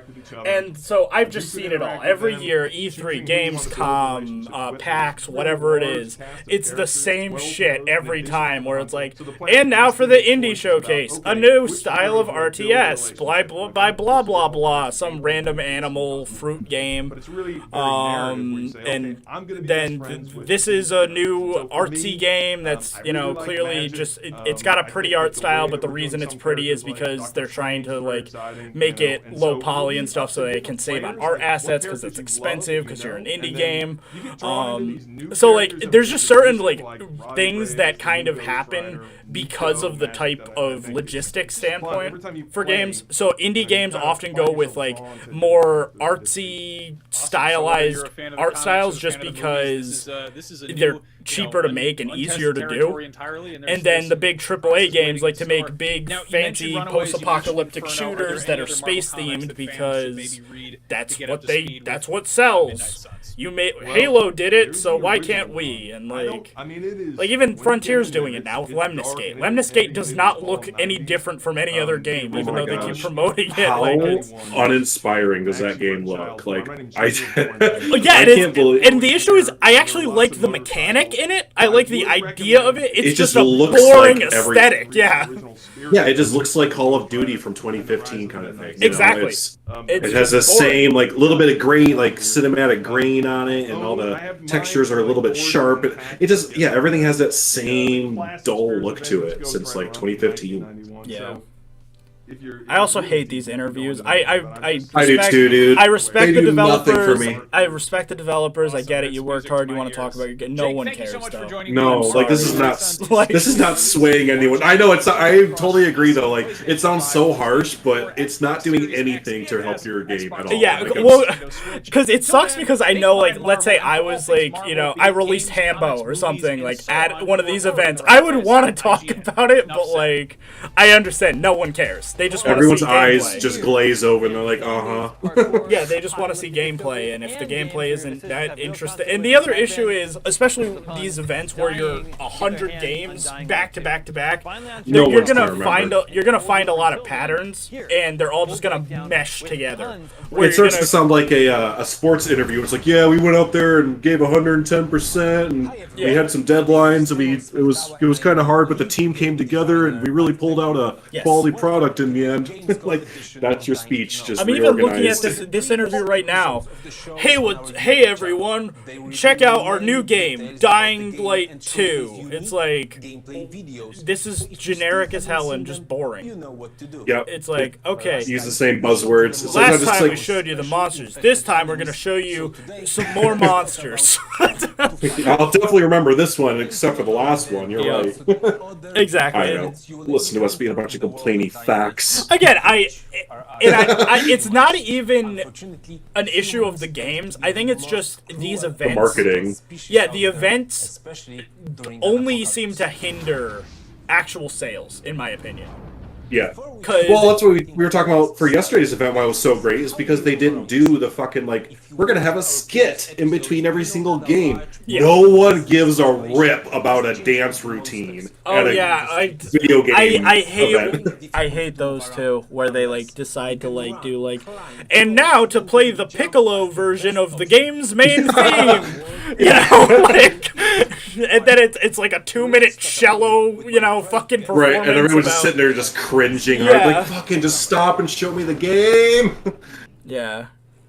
Oh yes, we are now going to take a 20-minute intermission to do this year. Or Game Awards is like that, a 20-minute orchestra performance of every nominee's theme song or something. Like, we don't care. I'm sorry. We're just here to see the new Smash character, maybe a new game. Have you shown off anything? And I feel so bad, but that is just the situation at every one of these events. Yeah. Bold said, the boys. I don't know why developers don't like us. Also the boys. Nobody gives a shit about your game. again, it's not even that no one gives a shit about your game. Some of these aren't our cup of tea. That's one thing. The issue is an event like this forces all of those games we don't like down our throat, and then we're gonna see the one game that we care about that no one else is gonna care about for like 5 seconds. Because a good example, I think, was it E3 this year? I was saying that everyone probably thought that, like, what the hell is up with E3 this year? It's nothing but fucking dinosaur games. Because it was Jurassic World Evolution 2, Prehistoric Kingdom. There was that other dinosaur shooter game. And yeah, so if you're someone who does just, like, generic shooter games or something, or RTSs, you'd be like, what the fuck is this? What's up with all these dinosaur building games? Like, and meanwhile, we're like, yeah, bring them on! More theme park games, too! Also zoo games! Also put the dinosaurs in the zoo games! Also put the theme parks in the zoos! Like, so it's like, let us just have a little bit of spotlight. Like, you know, we see a game that looks like whatever's on screen right now, like once every 3 months, I feel like. It's like, let us have our little bit of enjoyment for once every 10 years we get a new game. Yeah, what I kind of like is that I thought they were going to do, but apparently they kind of gave up on. But last year, during, obviously, peak Corona and stuff, they had no idea what they were going to do, because they had all these plans for E3 and Gamescom and stuff in person, and they obviously couldn't do them. So what they ended up doing is each company basically did their own press events, and I think that was a bit more digestible. Because, like, you only did an event if you had something to show. So I would kind of prefer if, like, Frontier or something did an event like that, where they're like, listen, tune in to the Frontier Direct this August. We're going to show off the Planet Zoo DLC. We're going to show the JWE2 content. We're going to show off Lemniscate. We're going to show off every, like, you know, we're going to tease Planet Coaster 2. We're going to do all of that at one event once, and then you're not going to hear from us for another 6 months. I'd be fine with that.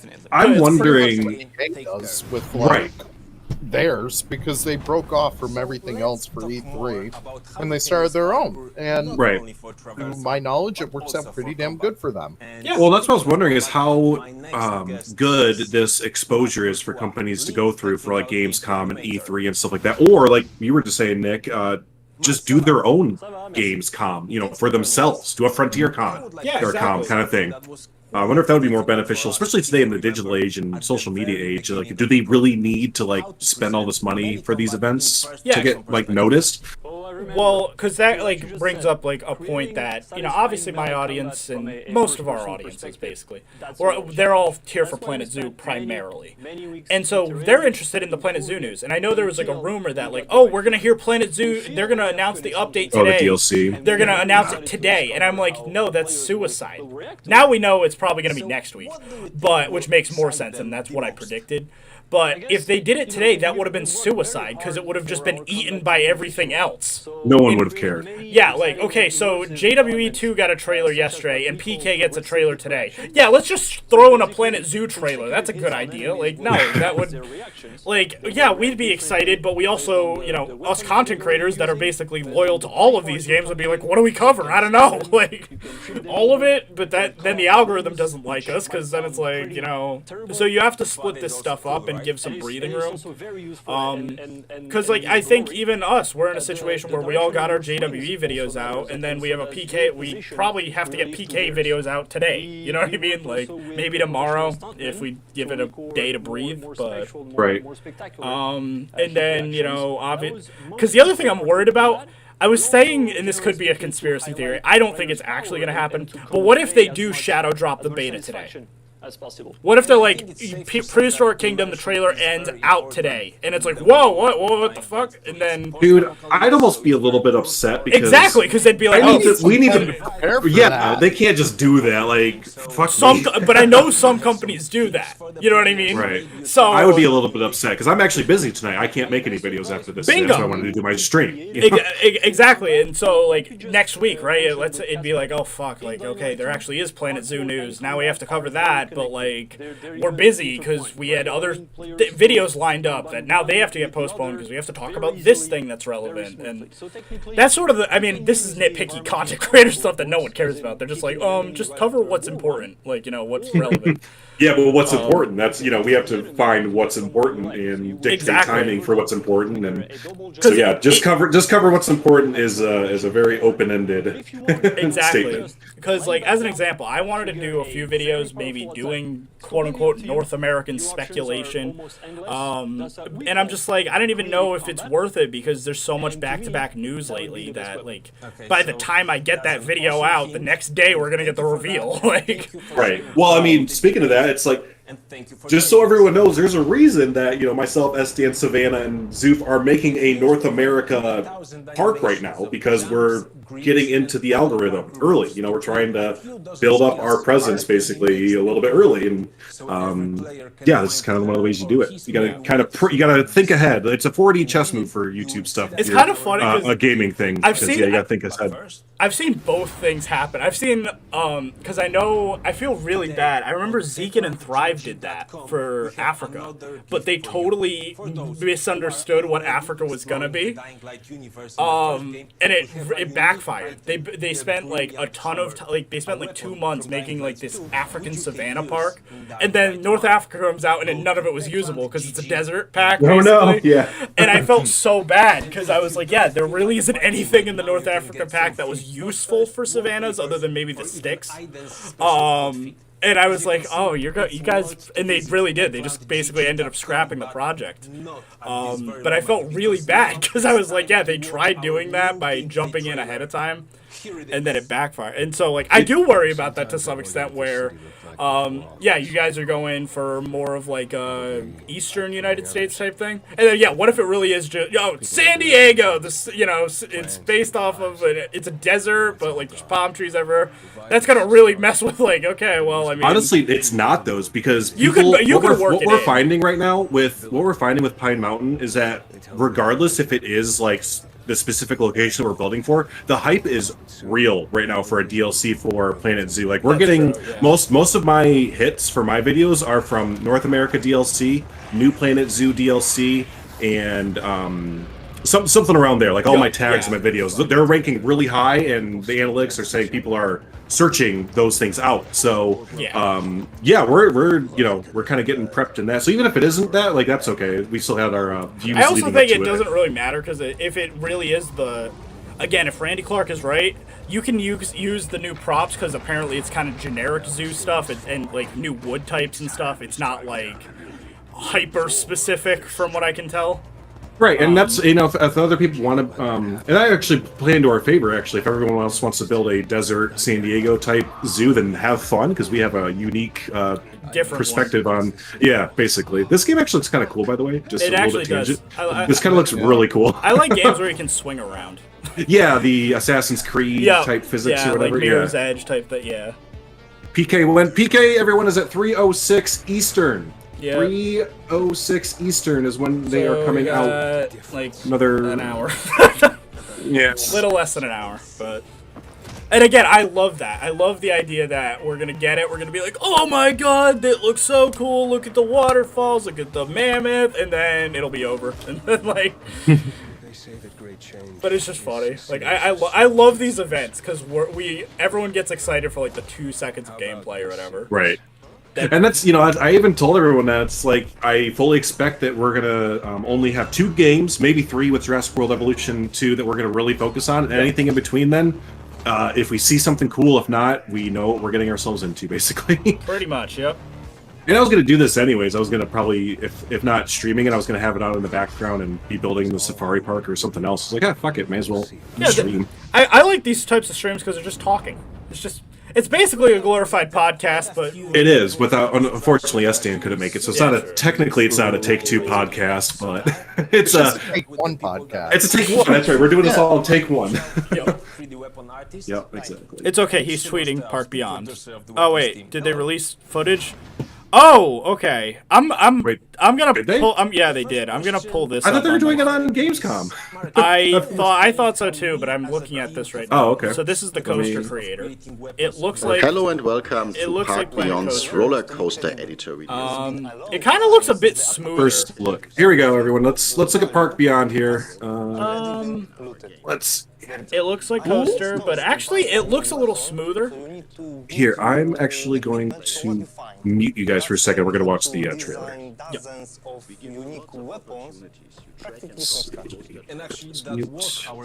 Mute. Okay. Yeah, let's watch the trailer, everyone, for this to see if this game looks any better. Okay. That looks cool. Good. the Middle Ages. So there are no laws, no rules, no technologies. That's why our weapons, we try to create them in a most deadly and violent way. And working with Guy, that concept, we don't care where about did you the get guy inspirations talking from? in the background. Well, I just hear the guy citizens talking of about guns in the Vildor, background. I don't care about you. So I'm just gonna keep playing this. At the end, it's always important when you end your track to connect it to the start and landing platform, and once done, your coaster is ready to ride. Here we see the first-person view of a coaster ride. The coaster we just created features a couple of our modules, and Probably not for me. experience this both in first person as well with some cinematic shots. Yeah, it's Probably not for me. Now we are flying through It's the tough for cannon me module we because just placed. aside from the cannon just thing, doesn't Tell momentum, No. speed, physics. because I think the issue is the cannon kind of kills it in my opinion because it goes. I don't know. a It's bit only too- alpha footage, so I'll try and keep it open mind. But this looks like Roller Coaster Tycoon World.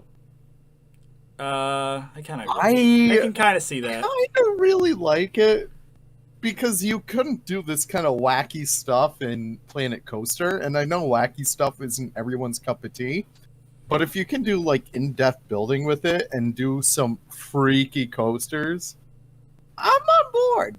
I'm pretty much on board. Yeah, it's not. Yeah, I don't know, because it to me looks like Planet Coaster's building system. It was obviously a time lapse too, so I should mention that. But I mean, it's not. Okay, let me terrible. bring that. It's back in there. Yeah, I don't know. Bam. Unmute. Unmuted. All right. Hello. Hello. Oi. Yeah, that looks like shit. I'm sorry, but I am not sold even a little bit on the after seeing that. I don't know, because the issue is it looks like Planet Coaster to me, and the cannon is the only thing that killed it. Yeah, it's too. And again, because- if you're like into the zany, cartoony, crazy, wacky kind of style, then cool. But I don't like games yet, so that didn't do much to convince me otherwise. So. Because I think the other aspect is I'm interested in actual park building. I don't care about the. I knew you had a coaster editor. You know what I mean? Like that isn't surprising. But these other crazy flat rides and stuff, are they all this hyper themed and stuff? Because yeah, I also wouldn't be that interested. Because when you hyper theme stuff, it makes it really limiting. And it's a main reason why I didn't like a lot of stuff in Planet Zoo or something where, yeah, I want to just make a generic, Australia section. I don't want to make a weird, hyper-themed, steam. Yeah, and that's why Planet Coaster was cool, because you have the option to do that. This game looks like you're going to be forced to do, like, hyper fantasy no matter what, and, like, there's no middle ground to, like, do like I like to build. And that's the thing. Like, I'm not saying it's a bad game. I'm just saying, for me personally, I just don't like those kind of games. I would rather build a at least realistic-ish theme park every single time. Even if I'm building, like, a fantasy park, I'll akin it to, like, Disney or Universal, where it could still exist, it's just more hyper fantasy. Yeah. I've never been sold on like Thrillville or any of those type of games. I never really liked them, so just not for me. Because I think, like, maybe this is just me. The squid ride is really distracting. Just because it makes me, like, wonder, like, okay, you're probably going to have, like, a pirate-y theme, right? But are you going to have enough pieces that it's going to make it so that everyone's pirate areas look different, or are they all going to look the same? Because that was an issue with Planet Coaster. Yep. The Kraken, for instance, yeah, it's a really cool prop, but it's also super generic. You know what I mean? Like, and everyone had it in their park. And so it was like, oh, yeah, and that's the Kraken prop. And you never want that. You never want, you know, a focus on just something super hyper themed to build something that you want. That's why, like, when designing the Safari Pack, some people might be let down by it because I didn't go for, like, oh yeah, look how blatantly obvious this is you're supposed to build like this. I went for a lot of generic, subtle things like rocks and wood and stuff that are frankly more useful, but you're not gonna maybe notice them enough. Which I prefer. I would rather see, oh yeah, by the way, it looks like they used my fences or something, than, oh look everyone, it's this giant thing that's in every zoo or whatever. Like, oh look, they put the Mecharoo down. Like, we all recognize and identify the Mecharoo. I think I think people will have fun with it. Looks like for like a week, and then everything's going to start to look really samey. And the flat rides, you're going to be like, okay, I placed on the squid ride. What else can I do with it? Oh, it's just a squid ride, so I have to always have a squid ride in the park. I don't know. I think it'll be like one trick pony, and then after that, I'd be like, well, this is fun.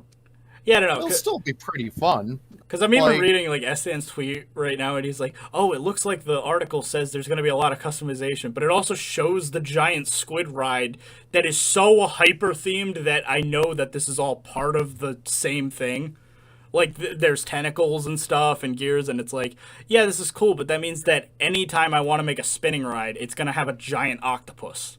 I might not want that. Maybe I do sometimes, but And that was our issue with Planet Coaster, that we actually had to get them to stop doing, because when Planet Coaster first came out, we had those type of rides where it was like, yeah, this is a generic ride, but they themed it to something specific. We're like, no, don't do that. Let us do that. Like, we want to theme it how we would like to, so that we don't get stuck with everyone's zoos, like an alpha and beta, looking exactly, or zoos, theme parks looking exactly the same. Yep, exactly.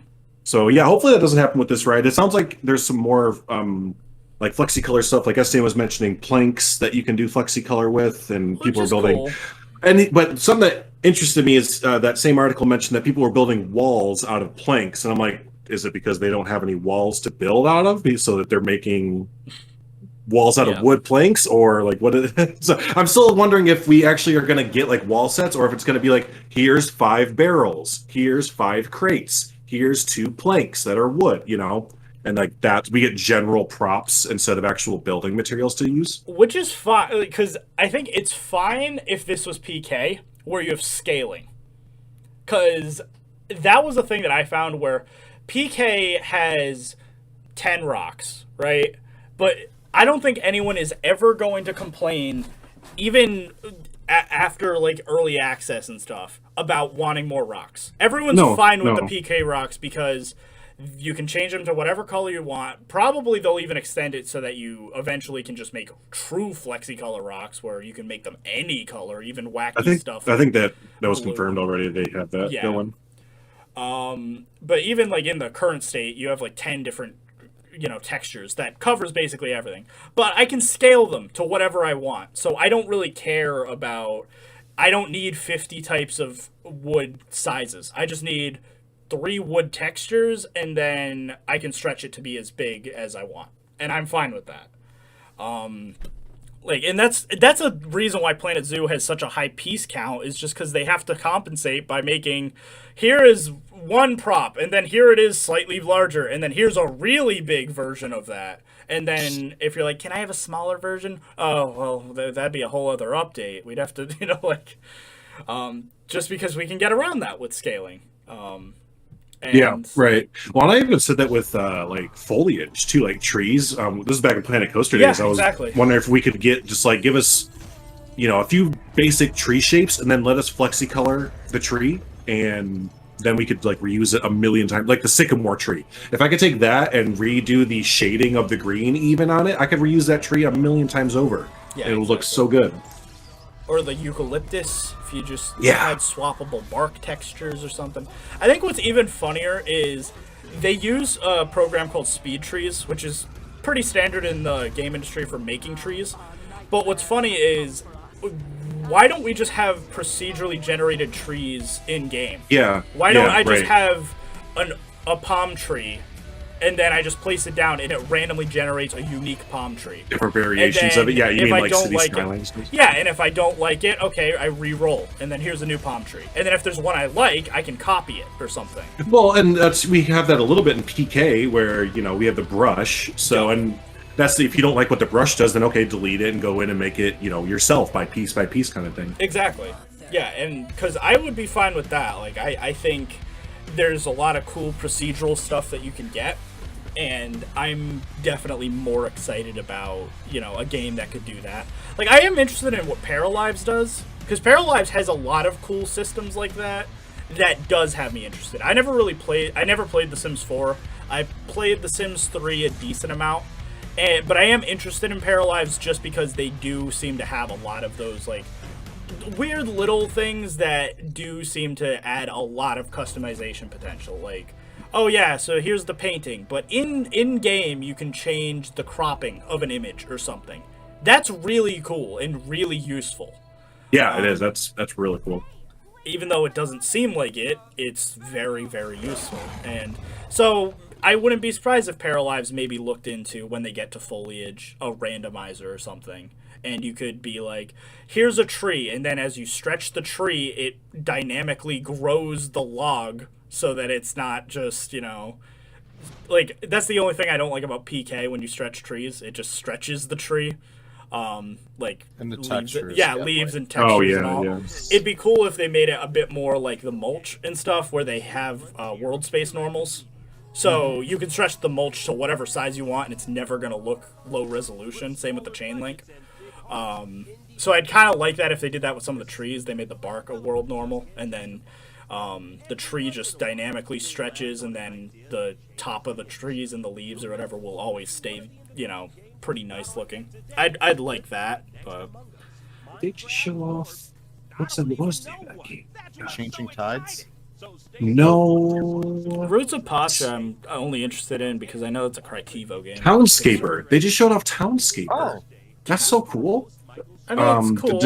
The developer, he's a really cool guy. That's one dude developing it. Yeah, that's great. Yeah. He was like kind of like a big visionary in like the indie game, because it's not I love how when he started making it, it wasn't a game. He just said, "Look at this cool thing I made." Yeah, he was so passive about it. He's like, "Oh, you guys want this? Okay."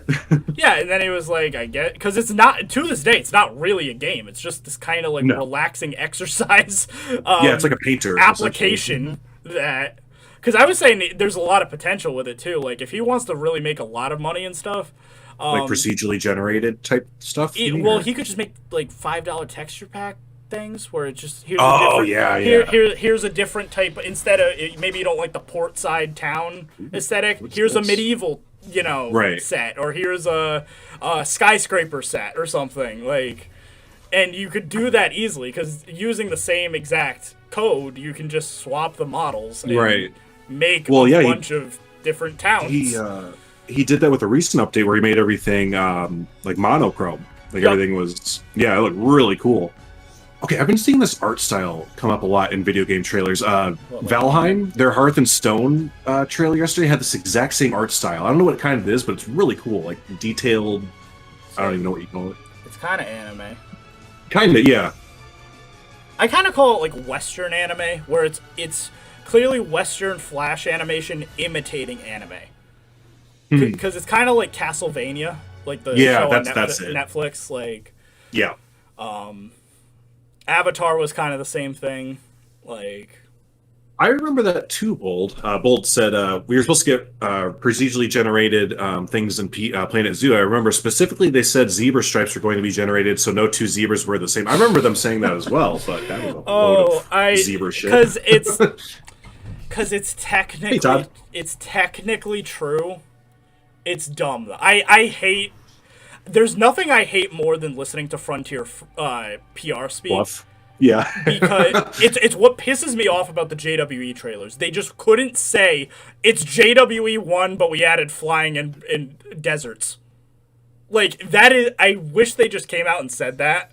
Because we made a lot of technological advancements from the first game that improve upon the mechanics and, you know, customization options of the first game. We added a bunch of new different types of That guy's shirt was awesome. I'm sorry, Nick. I didn't mean to interrupt you, but that guy's shirt's awesome. Yeah. But they always do that, right? Every single game, like, oh, we made so many technological advances. Yeah, all that stuff. Yeah. Well, because like I found that like funny, like looking back at the old Planet Zoo stuff, because they were technically right in saying that the animals all have procedural coats. That is technically true. But what they don't tell you is that they're basically 3 textures with, I guess, like sections of patterning that are randomized. So on the zebra, for instance, there are 3 textures of zebra stripes that the game can pull from. And what it does is it goes, okay, I'm going to take the neck texture from texture 2, the leg texture from texture 1, the body texture from texture 1, and the, you know, face texture from texture 3. Now it's a unique zebra. But they act like no 2 animals are alike. But that's not true at all, because when you only have 3, let's see, like 3 maps, and then there's like maybe, I don't know, 5 texture areas, that's 15 variation types. That's nothing. You know what I mean? Like, and that's why you see these a lot. You just see all of these giraffes and zebras and stuff where you're like, these all look the same. Because you just keep recognizing the same 3 textures over and over again. Well, and another point with that is, at least for me, the way that I play, like, are people really going up and, like, studying the zebras that much in this game? Or, like, you know what I mean? Like, are you building your habitat and then just looking at it like, all right, that was fun, let's move on to the next habitat? Like, are people, like, sitting there and for hours on end just like, look at the zebra? Do you see it? Look at the zebra. Look at it. Yeah, I mean, it's so different. Trust me, it's so different, okay? Because the stripe on the right is slightly lower than the stripe on the left. I measured it, okay? I went up to the screen, took a tape measure out. Well, so kind of. This looks cool. This looks cool. This like. Is this a Frontier game? I think so, yeah. Which one? Oh, they're Foundry games? Foundry, yeah. Yeah. This looks cute. Well, what was that one that SDN was talking about today? Where he's like, they should maybe just give up. Conjoined or whatever. Yeah. And like 5 people like the tweet or whatever. Like, no. This looks cute. I give Frontier credit for like trying to, you know, obviously expand their their catalog out to like not their normal stuff, but it's like some of the stuff they put their money into, it's like, oh god, that might not be the best idea. I at least respect that like, you know, they, at their core, Frontier Developments is always going to be a simulation company. I appreciate that, because at least you know what you're getting from Frontier. Yeah, but now it's kind of... But now they're like, okay, we're kind of branching out where we're going to have some of these other lesser developers work on an FPS or a strategy game, or I mean, this looks like some sort of like a puzzle, you know, platformer. And I guess to their credit, they don't attach their name to it, so at least you can't get that confused for brand recognition or whatever. But yeah, because like it's like, oh, this is a Foundry game, and it's like, because I remember that was like a big concern when like Warhammer was there. They're like, oh, they're taking on Warhammer and they're taking on this yada yada, like this project and this license thing and. Like, no, they're just giving them money. Yeah, it's clear at this point that it's like, no, they're just publishing the game, and then they're just, you know, having these other... Is it the same with F1? Are they publishing F1, or are they making... I don't know. So I've heard conflicting reports. I would think they would ship it off to someone else, but they might have a team internally, because I could see it being internal, because it technically is a simulation game. Yeah, right. It's not a driving simulation. It's not like a tycoon game like we're used to, but it is a simulator. Kind of similar to Elite Dangerous to some extent. And that's a lot of fucking money to leave on the table to give to someone else to do. And knowing Frontier, if they can do it, they probably want to keep all that F1, that sweet, sweet F1 money. Yeah. So I don't know. I'd have to say, because whatever it is, expect that Frontier Developments is going to have a separate team working on F1 every year than your basically treat it like Elite Dangerous. You know how Elite Dangerous isn't, that team doesn't touch the tycoon games at all. Right, yeah, they're dedicated. I assume it'll be similar. They'll have a dedicated F1 team, they'll have a dedicated Elite Dangerous team, and then they'll have the Tycoon of the Year team. Yeah. And then Tycoon Game of the Year. yeah, JWE2 and then right. PC2. So what's next year? Planet Zoo Council? I think, because I am a firm believer, actually, they are going to continue Planet Zoo support. Because they don't have any intentions on making a sequel anytime soon. And while I think that you could probably argue that Planet Zoo development, in quotes, is over, they can always shit out animal packs and no one will care. Because it's not hard for them to pull the resources. It doesn't even seem like their way, though. Like, if they were going to do that, I feel like they've been doing it by now. Well, no. 2 years into development, and they're still in that 3-month, well, because I think DLC cycle, no matter what. Well, I think they're still doing actual DLCs right now. But once Birds comes out, then they might pull support from, like, theme packs and stuff. They're going to take the environmental artists off of it. They're going to take the programmers off of it that would add new mechanics or anything. And we're just going to get shit out animal packs that they can just be like, yep, here Maybe. Because I don't know, because they could have done that for Planet Coaster. They could have done that for Planet Coaster as well. They could have, but they have an intention of making a sequel for that. Yeah. Oh, you're still on. You don't think there'll be a Planet Zoo 2? I don't. I don't know. I don't know what they would do for Planet Zoo 2. I'm not as big of a planet or a zoo nerd as you guys are, but I don't know what they would do. No, Precisely, it's really kind of the perfect game. It's kind of the perfect game right now, where even as someone who is a modder and stuff, it is a perfect game where, yeah, the only thing they have to do to appease zoo fans is just keep shitting out animals.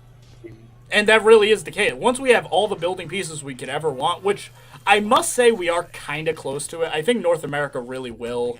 If we get a couple of new wood types and whatever, it'll round it out. Because I think really the only major piece that we were like, oh my god, we're missing this, was Chain Link. Now that we have that, I don't really know anyone that was like complaining about lack of pieces anymore. Well, you know me, and I already told you guys to bring it over from Planet Coaster. Give me all the worn wood sets. Like, I feel like we have too many clean-looking things. But that's just me being a nitpicking builder, Precisely. You could build a worn set by using FlexiColor East Asian planks and build the wall manually. You could do that. That was kind of what I did for, like, the Safari Pack. There's, like, a new wood type that's basically just the East Asian plank, but a little bit grittier. And so I could definitely see, them trying that or something.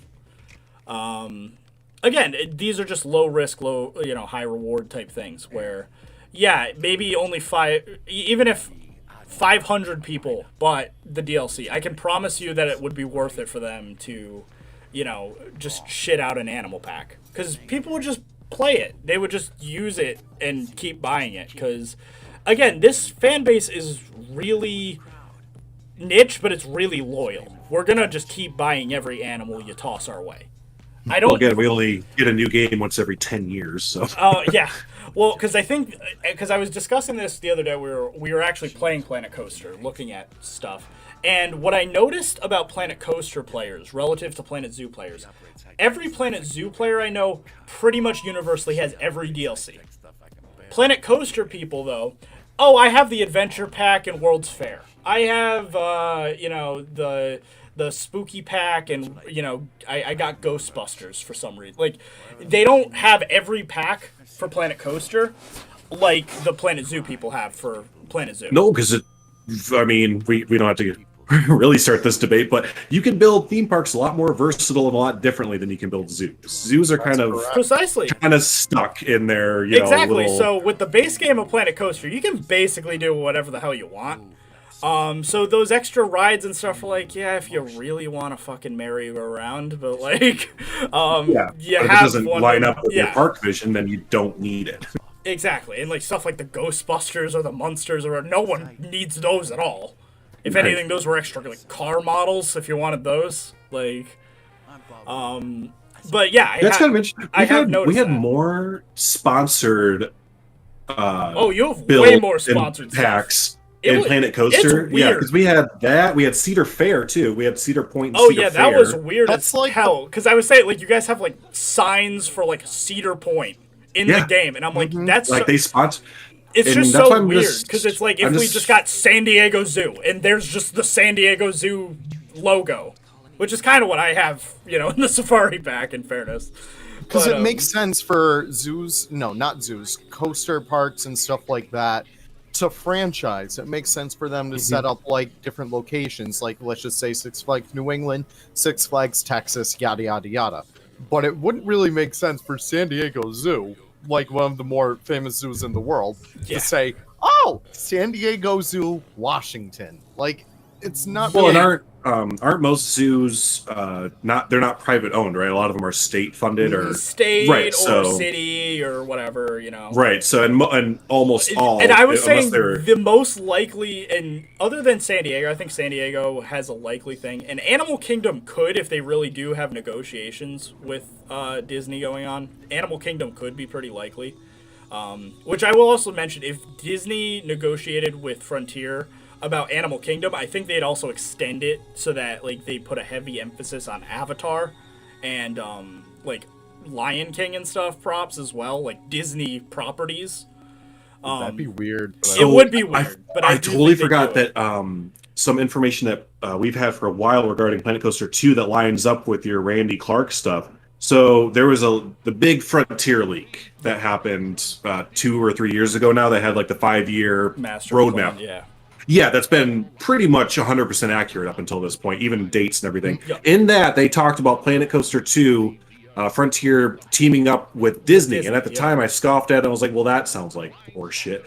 But now that this Randy Clark stuff is kind of coming to fruition, and he was talking about Animal Kingdom and pandas and all this other stuff, and then there's rumors of Frontier having deals with Disney and stuff. Maybe we could have Planet Coaster 2 really heavily influenced from a Disney perspective. Yeah. And which like, kind of makes my stomach turn, but that's okay. Yeah, I don't like the idea either, just because like I think it's such a weird. First off, this is a really cool aesthetic for a game. Yeah, I don't know what this is, but this is cool. If it's a side-scrolling plane shooter from like the early '90s, I'm all for it. Yeah, it's like a run and gunner, but like I used to play these kind of games like all the time. World War II. Dude, if this is the actual gameplay aesthetic of it, though, that looks so cool. It is, yeah. That's what. Is it? Yeah, it is. is. I thought it was a. No, this isn't a trailer. No, this isn't a trailer. This is the actual game. It looks like it's on a string and like you're yes, like lifting it up and down. That's so cool. Yeah. That's why. I love this. That actually is a really cool. And they actually have actual actors and everything. Yep. Okay, I missed this in games. I missed the intermission or the cinematic intermissions with actual people. It looks so goofy, but I love it. It does. It looks great. You guys might be too young for this, but like the Command and Conquer series used to do like real people in between all the time, like spies. That's where spies came from. Yeah, that's a cool looking game. Yeah, what's it called? Squadron 51. Squadron 51. Oh, Area 51. I'm putting that. I'm going to Steam right now. I'm going to see if that's on there. Honestly, that might be the first game that we all universally are like, yup, that's a good looking game. It's like Cuphead, but like. There it is. Do they have a demo? They have a demo. Shut up! Oh, they do. I'm downloading that right now. Yeah. We might play that on right now. Screw, I'll do it too.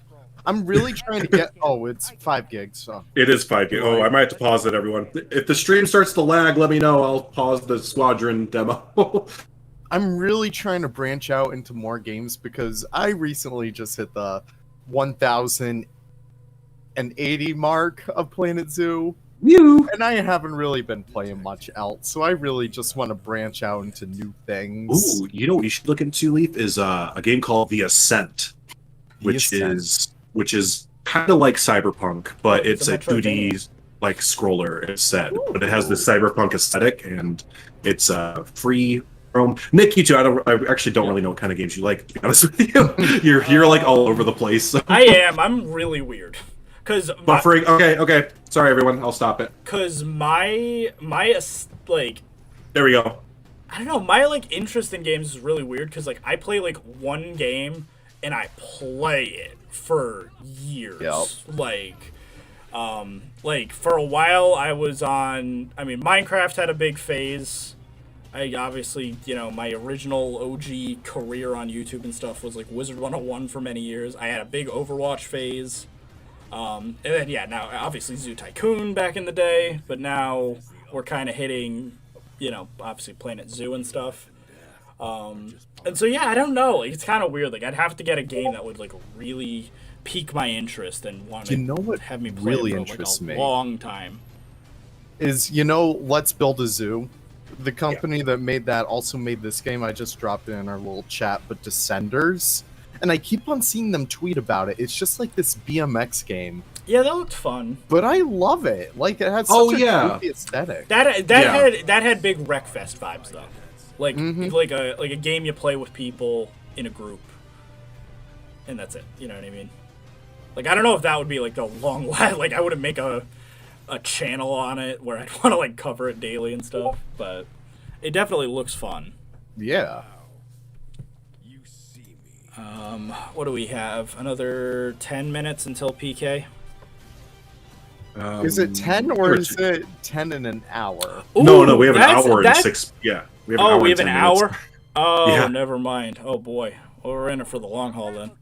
Yep. That's actually so that's a fair point. So Aquapi John mentioned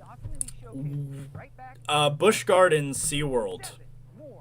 If they wanted, they could be a licensed opportunity, which might make I think Frontier would touch them. I don't think they would touch them for the cetacean argument either. I think. I know, right? Well, especially the other aspect is, well, actually, I don't know, because they're friends with San Diego, and San Diego is actually friends with SeaWorld. Like, that was a huge thing. Yeah, but I noticed SeaWorld still has Blackfish directly tied to it, whether it's correct or not. It still is directly tied to Blackfish Fallout. It does. Yeah, I don't know. It's kind of weird because I think the other aspect of it would be like Frontier seems to like to play all sides. Have you noticed that? Like theme park. They do if they're they're friends with Disney, Universal, and Cedar Fair. Right. And work with all of them. Like, that was a big reason why I was really confused why Planet Coaster never had like a weird like Jurassic Park the ride Universal tie-in expansion. I don't know either. They must have had some deal where they were like, we don't want you to use our stuff with your other titles or whatever. They're just use it for Jurassic World and that's it. Because it seemed obvious because when that Universal deal went down, that's when Planet Coaster got the go-kart packs, the Munsters, the Back to the Future, which all of those are Universal titles, properties. Thank you. But they're all kind of shitty properties that have no business It was being just in like a theme throwaway park. ones. And then the Ghostbusters one came out because there's supposed to be that new Ghostbusters movie that like is happening in 2 years or something like that. I thought that was really random because it wasn't promoting the girl or the 2016 Ghostbusters. It was promoting like the new one, which isn't even coming out for another 2 years. Yeah, I don't know. So, like, that was what was weird, because there's other Universal properties, too, that, like, okay, maybe you don't want Jurassic Park for that reason. Totally understand that. Harry Potter.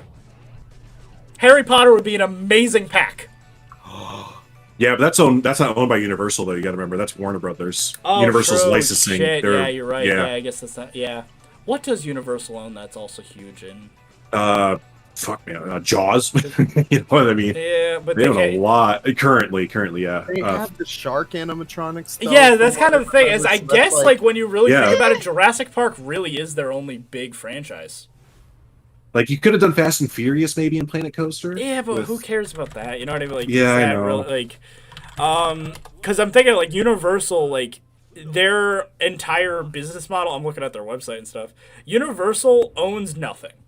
They have Jurassic Park, and is Transformers them? I think it might be. Yes. No, it's Fox, right? That's Hasbro. Yeah. I hate all of them. I know no one owns their original stuff anymore. What's really confusing about Universal though is Universal is a clusterfuck of random things. Don't look up what Universal owns. Look up what Comcast owns, because Universal is owned by Comcast. True. Well, because I'm looking at the Universal theme park, Universal Resort in Orlando, and so they can put in. You can't do Marvel because that's Disney. Yes, they can. They can though. So that's where it gets kind of weird. On the east coast of the Mississippi, the rule is that Disney can't build any Marvel attractions that are in Universal Orlando. But no, that's what it is. And then on top of that, Universal Orlando can't update any of their pre-existing attractions to have the likeness of Marvel characters. Well, so what I'm saying is like, let's say there's a licensing deal. They don't have the rights to Marvel. And that's a huge portion of Universal. They don't have the rights to Harry Potter. You can't do that. Jurassic Park might have been cut for that reason. For like, you know, they already have Evolution. And then what do they like? What do they own? Not even Hanna-Barbera. What's the other? E.T. E.T. Yeah, that'll be a fun pack. Like Barney. What's that stupid Rocky and Bullwinkle company? They own that. That'll be a fun pack. Cartoon. Yeah, you know what I mean? Like, yeah, well, they have Comic Strip Land or whatever. Yeah, from, like, Toon the Landing 50s. or whatever. But like, it's a bunch of properties that don't even make sense. Popeye. You want a Popeye pack? Like as much as like my nostalgia is like, oh, I know Betty Boop and Popeye and Rocky and Bullwinkle. Like, sounds 30 awful. years ago. Like, it's sort of where I'm at with Universal, where like Universal, I want to like it. DreamWorks. That's what Universal owns. DreamWorks. Do they own DreamWorks? Because DreamWorks has a lot of potential. Yeah, no, they do. DLC. Well, there's already there's already a Shrek ride and stuff like that. Yeah, so that would be a case where. Yeah, I could see, DreamWorks properties. You could do, you know, Shrek, Kung Fu Panda, Madagascar, something like that. They have Cat in the Hat, like Dr. Seuss. I don't know if they own. Yeah, that could be. That, though. That's also kind of getting to the point of being old, too, isn't it? I mean, we had the Cat in the Hat movie, like, in the early 2000s, but... Yeah, I don't know, like, it's kind of... And these are, like, weird things. They don't own Nintendo, because that's going to be another big... Like, a Universal, like I said, is a clusterfuck. Disney, you know, take it or leave it. Everything in a Disney park is owned by Disney, though. So there's no question of, oh, well, that's not a thing. That could go away. Because Universal also has a lot of Nickelodeon stuff, but they don't own Nickelodeon. Viacom owns Nickelodeon, and then, like... It's just weird, because... You go to a Universal park, and every property in Universal, other than Jurassic Park, is seemingly in other parks around the world in random places. Like, Mall of America has, like, the Nickelodeon and DreamWorks theme park. And so, actually, let me look at it. Is DreamWorks actually owned by SeaWorld Australia has Nickelodeon, too. One of our buddies just went there yesterday, and he, like, streamed the entire thing. Nice. It was... Oh, well, the Mall of America, they have the entire Nickelodeon Universe section to their park. Yeah, exactly, yeah. Wait, why is Dr. Seuss... I'm out of the loop. Why is Dr. Seuss controversial? Oh, wasn't that, like, a whole thing where, like, one of his books was racist or something like that? What? Like, Dr. Seuss... Oh, yeah, they did. They had to remove it, yeah. Wait, which one? I don't remember becoming a racist by reading Dr. Seuss. And to think I saw it on Mulberry Street. If I ran a zoo, controversial. Oh, that's pretty much. It's like a World War One game. This guy looks interesting. It looks cool. Yeah, it's like a World War One. It reminds me of a game that my buddy made back in college. Because that's another aesthetic I've been seeing a lot lately that a lot of people do. They're basically, it's a 3D model that has a shader that makes it look pixelated. Like pixelated, like the old PlayStation games. Mm-hmm. Yeah, it looks really cool. Valheim kind of has that look to it. Does Universal own Alice in Wonderland movies? No, I think that's all Disney. Well, I think Alice in Wonderland is public domain now, right? But the movies, like the recent... Oh, yeah. I think those are still... The other aspect of it, because, public domain's like a whole other friggin' thing, because, like I said, I've gone into my rant about Tarzan for a while, but, like, any company can get around public domain if they just trademark the name, and that's what a lot of companies do. So, for instance, you know how everyone says, oh, Steamboat Willie is technically in the public domain now, except... Disney still owns the trademark to Mickey Mouse, and it's really hard to make a Mickey Mouse cartoon when they own Mickey Mouse. So and it's the same. So that's what Tarzan is. Everyone always says, "Oh, Tarzan's public domain." It's like, yeah, but the family estate of the original author trademarked the word Tarzan, and it's really hard to make a Tarzan movie or show or whatever without using the trademark. You hypothetically could, but that's where you get like George of the Jungle, where you get like just parodies, like, and so like that's always interesting that even after it's been public domain, there's like companies like that where they just hold on to the trademark of a public domain property and just make money off of licensing it to people who want to make a movie or game or whatever. Which is an interesting idea.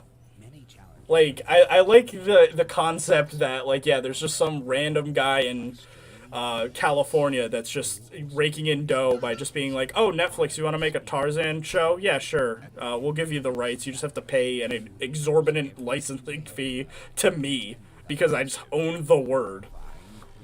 Jeez. And they can do that with basically anyone. Like, if for whatever reason someone trademarked the word Dracula or Hercules or any of these things. Oh, that was like Paris Hilton. I remember it was a big thing when she was actually relevant. She tried to copyright. Oh, what was the thing that her and her dumb friend used to always say? Like, I don't know. Anyways, they tried to copyright some like totally phrase, common phrase. That I remember the Fine Bros did that with the word react. They were trying to trademark the word react, and no one could use it. And it's like, no. That's right, yeah. And then the YouTube community was like, well, we thought you guys were cool, but I guess you can go fuck yourself. So. Yeah. Well, you don't understand. We're just protecting our brand. It's like, but your brand is like not. They became the Ellen of YouTube, basically. Yeah. What is this, Undertale? I don't know. It looks like Pokemon. This looks like a lot of games. Yeah. My eyes kind of glazed over when I saw it because it looked, like you just said, like a lot of it. This looks kind of neat. That little part, but that's about it. They own a lot of rights to horror movies. Yeah, Universal owns a lot of monster rights. They're the originator of horror, essentially. Disney, by the way, I should also mention, Disney's getting really weird with their licensing. Oh yeah, I guess Disney's just gotten weird since Chapek took over. What a crap company! Oh, I mean, besides well, not now, but the theme park stuff is weird. But like, I even saw like yesterday, that was a thing that like stood out to me. They have a Fall Guys Jungle Book event going on.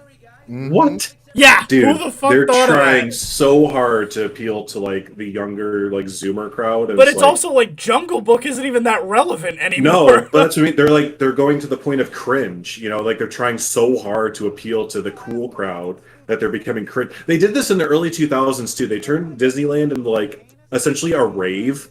And I remember that. Yeah, it plummeted. And this is the same time they put in the they took out the People Mover and put in the racers that broke it and stuff like that. Like that's that whole time, and nobody liked it. And they're trying to do the same thing now, and it's all been happening under this new CEO who just so bad. Hey, look, a seagull.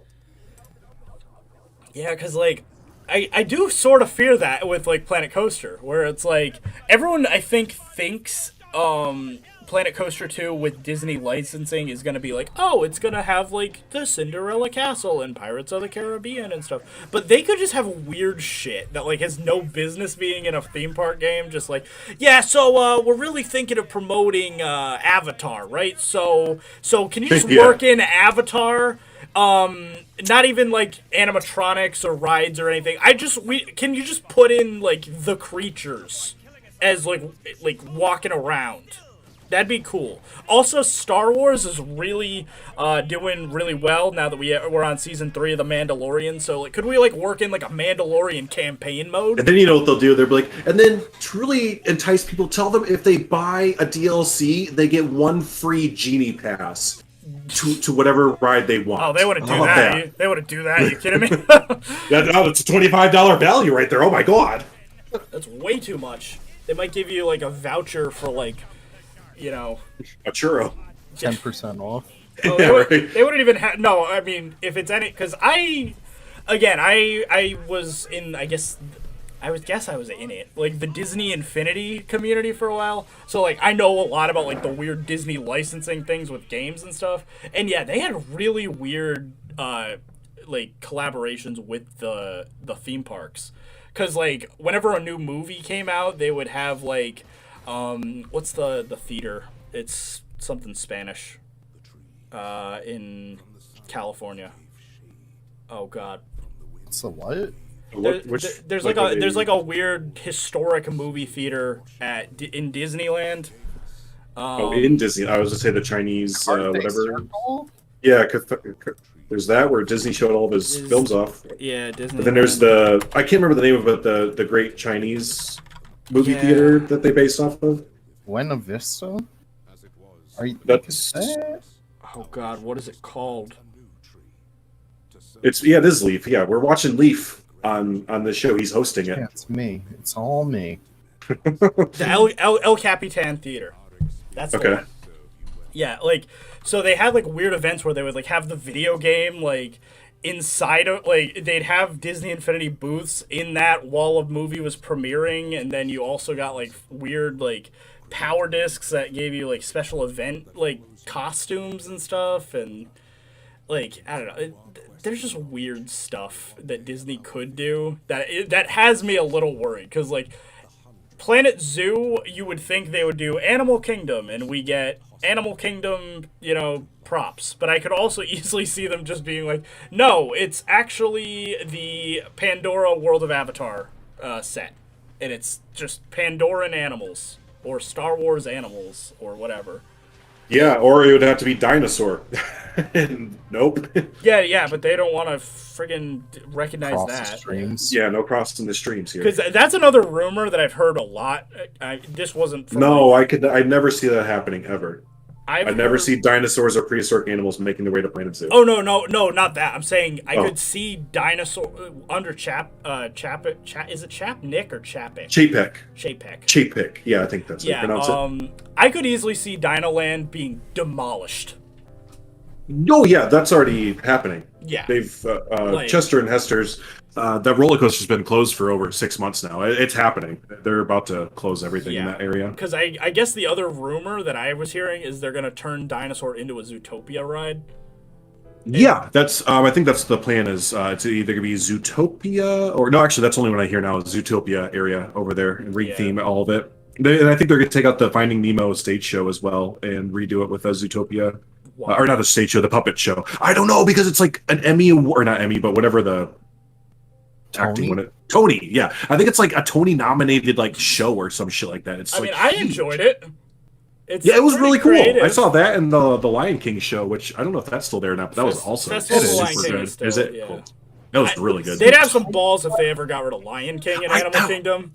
Okay, does no one else like Zootopia either, or am I the only one? Because I didn't really get that. I think it's Zootopia fine. on the first watch. I think it's fine. I don't think it's worth...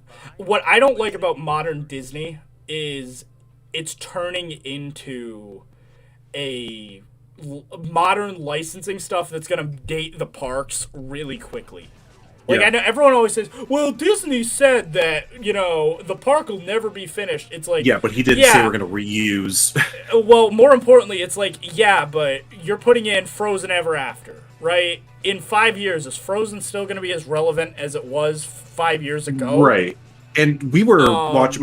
My wife and I were watching this Imagineering story that they have on Disney Plus, which is really good. And all of the rides that they were talking about are highlighting. It's Space Mountain, Tower of Terror, Haunted Mansion, Pirates of the Caribbean. What do they all have in common? They're not IPs. They turned into IPs, but they were all original story ideas. When's the last time we had an original idea that wasn't based on an IP? Let's face it, they're definitely going to make an Expedition Everest movie eventually. Because it was probably Everest. I think Everest was probably the last new IP attraction that was totally unique. It had nothing to do with any existing franchise or anything.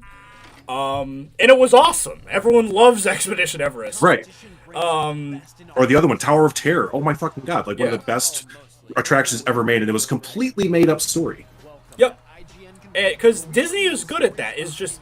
But then, like Avatar. Let's say these movies flop. Right? These sequels just do awful. These sequels that are 15 years old? Yeah. 15 years too late or whatever? Yeah. Which, because I think even if the second one does well, I'm positive the third one's going to do bad.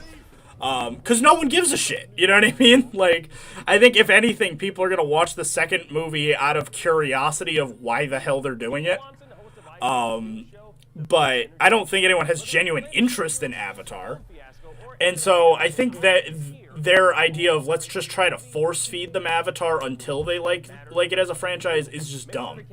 Because I'm already seeing it a little bit with what they did to Epcot recently. And luckily I think they scrapped it. But the new Mary Poppins movie came out, and then they immediately said, we're opening a new attraction in the UK pavilion based off Mary Poppins Returns.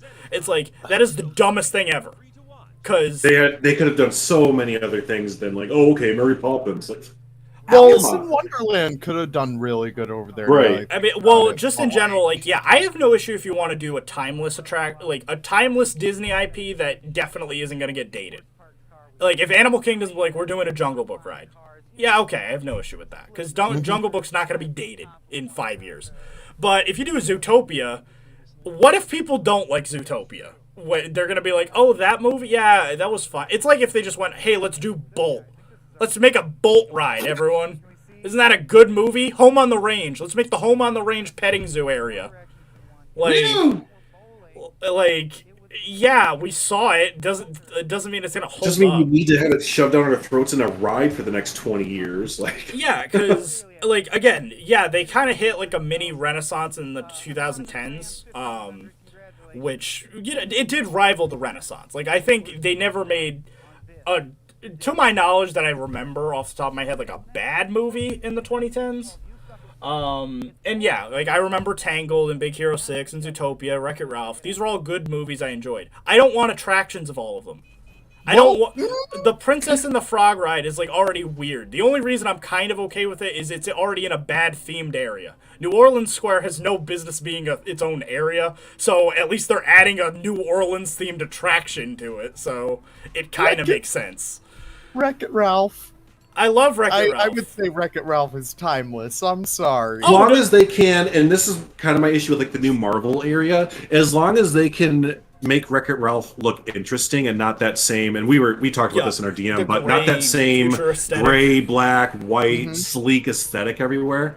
Because yeah, the new Marvel campus is so soulless and lifeless. I think it's like the biggest mistake they've made aesthetically in a long time to the parks. It looks so bad. Yeah, exactly. And if I remember right, Wreck-It Ralph kind of had that same like Japanese sleek high tower like kind of look to it. So. Well, that's the thing to Wreck-It Ralph. You could go so many avenues. Yeah. I'm such a huge Wreck-It Ralph fan. But like, you have all these video game IPs that, you know, Disney, you can pretty much do anything. That's true, yeah. Sonic, I guess, would be really cool to incorporate because I guess Nintendo was working with Universal. Yeah, but Sega's kind of blowing Nintendo, so I don't really think they that's probably true. compete. But like, even the old retro games, you could have like all these amazing dark ride aesthetics and stuff like that. Like you're going through the games, you're going through like the wires and stuff.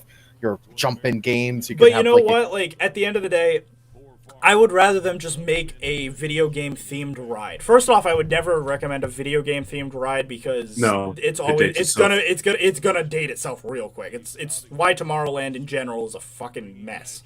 Because every time we try to think of what the future is like, we get it. That's where they make the mistake. They need to find a glorified version of the future from like the 60s and then just lean into that rather than trying to predict what the future is going to be. Anyways, keep going.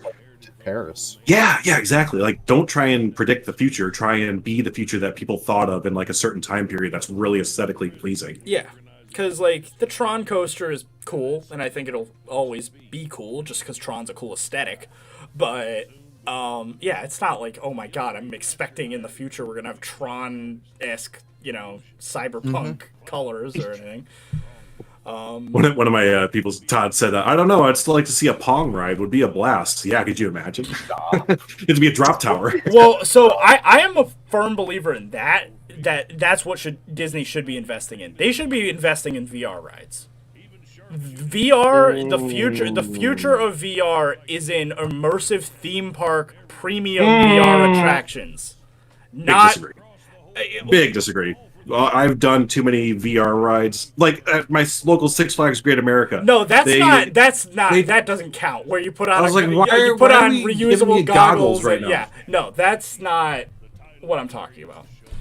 Actual VR, like, have you done Void VR at Disney? That's VR. When you have a room dedicated to immersing you into the environment that you can walk around without goggles on, or, well, you have to wear goggles, but And that's where it fails. That's why it's like VR has never ever worked in any theme park, and they've tried it so many times. But right when you have to have people put the goggles on, take them off, then it's done. People they can't do it. So if Steven Spielberg, I remember he was coming out with VR-ish stuff like 3D whatever that you didn't have to wear the goggles. If they can do that, then cool. But until then, I can't see VR ever working in a theme park. I don't know. Oh yeah, I've been following the heck out of this. This looks so good. I didn't know they were doing a trailer today. I mean, it's really laggy. Is it supposed to be graphically bad? Stop. Is this like this feels like Sims, but yeah, like I said, you build everything. Yeah, you build everything. But like I said, is this supposed to look like garbage? Like, is it trying to be the aesthetic is Sims 2? I think it has charm. And that's probably like my go-to excuse for games not looking as good as they should.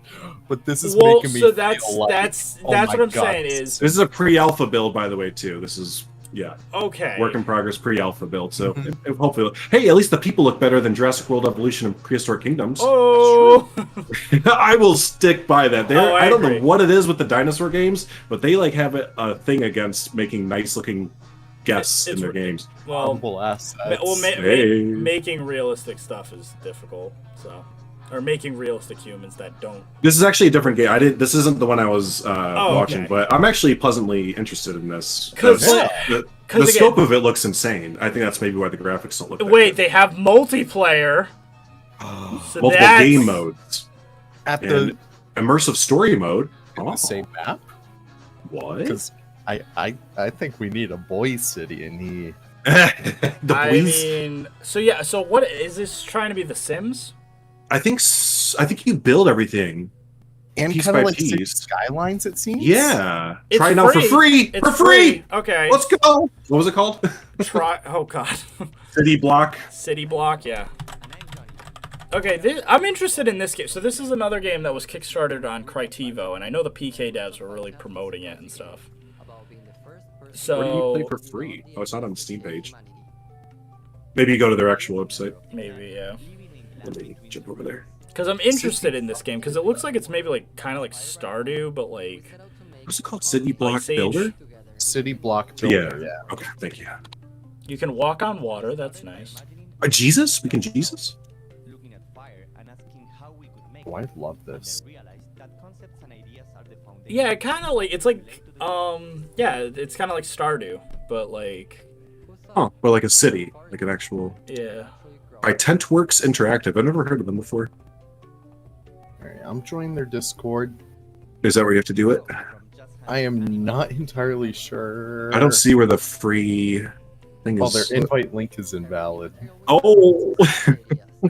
That's always good. Okay, so now you pay you pay all this money to be features on GameSpot, and then yeah, then your link doesn't work. Way to go! This I think it's you build on like a block of 1950s LA. Is it? You don't build like a city. You're set in a certain spot. Okay. So it's like Los Angeles in the midst of a cultural revolution and bustling with immense amounts of growth throughout the city. The time to build and invest is now. Set in the 50s, carve out a name for yourself in the City of Stars and experience the golden era of America. Run multiple businesses, cinemas, restaurants, bowling alleys, drive-ins, jazz clubs, and a lot more, meaning like one other thing after that. It sounds like Monopoly. Did you guys ever play the Monopoly desktop game back in the day? I remember having that way back in the day. It sounds like, hey, they have a Roblox guy. I think this was made in Roblox.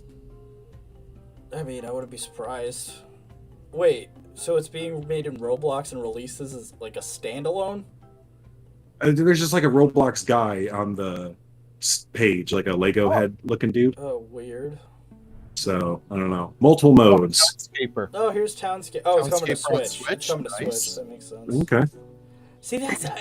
I just... Is this enough of a game, though?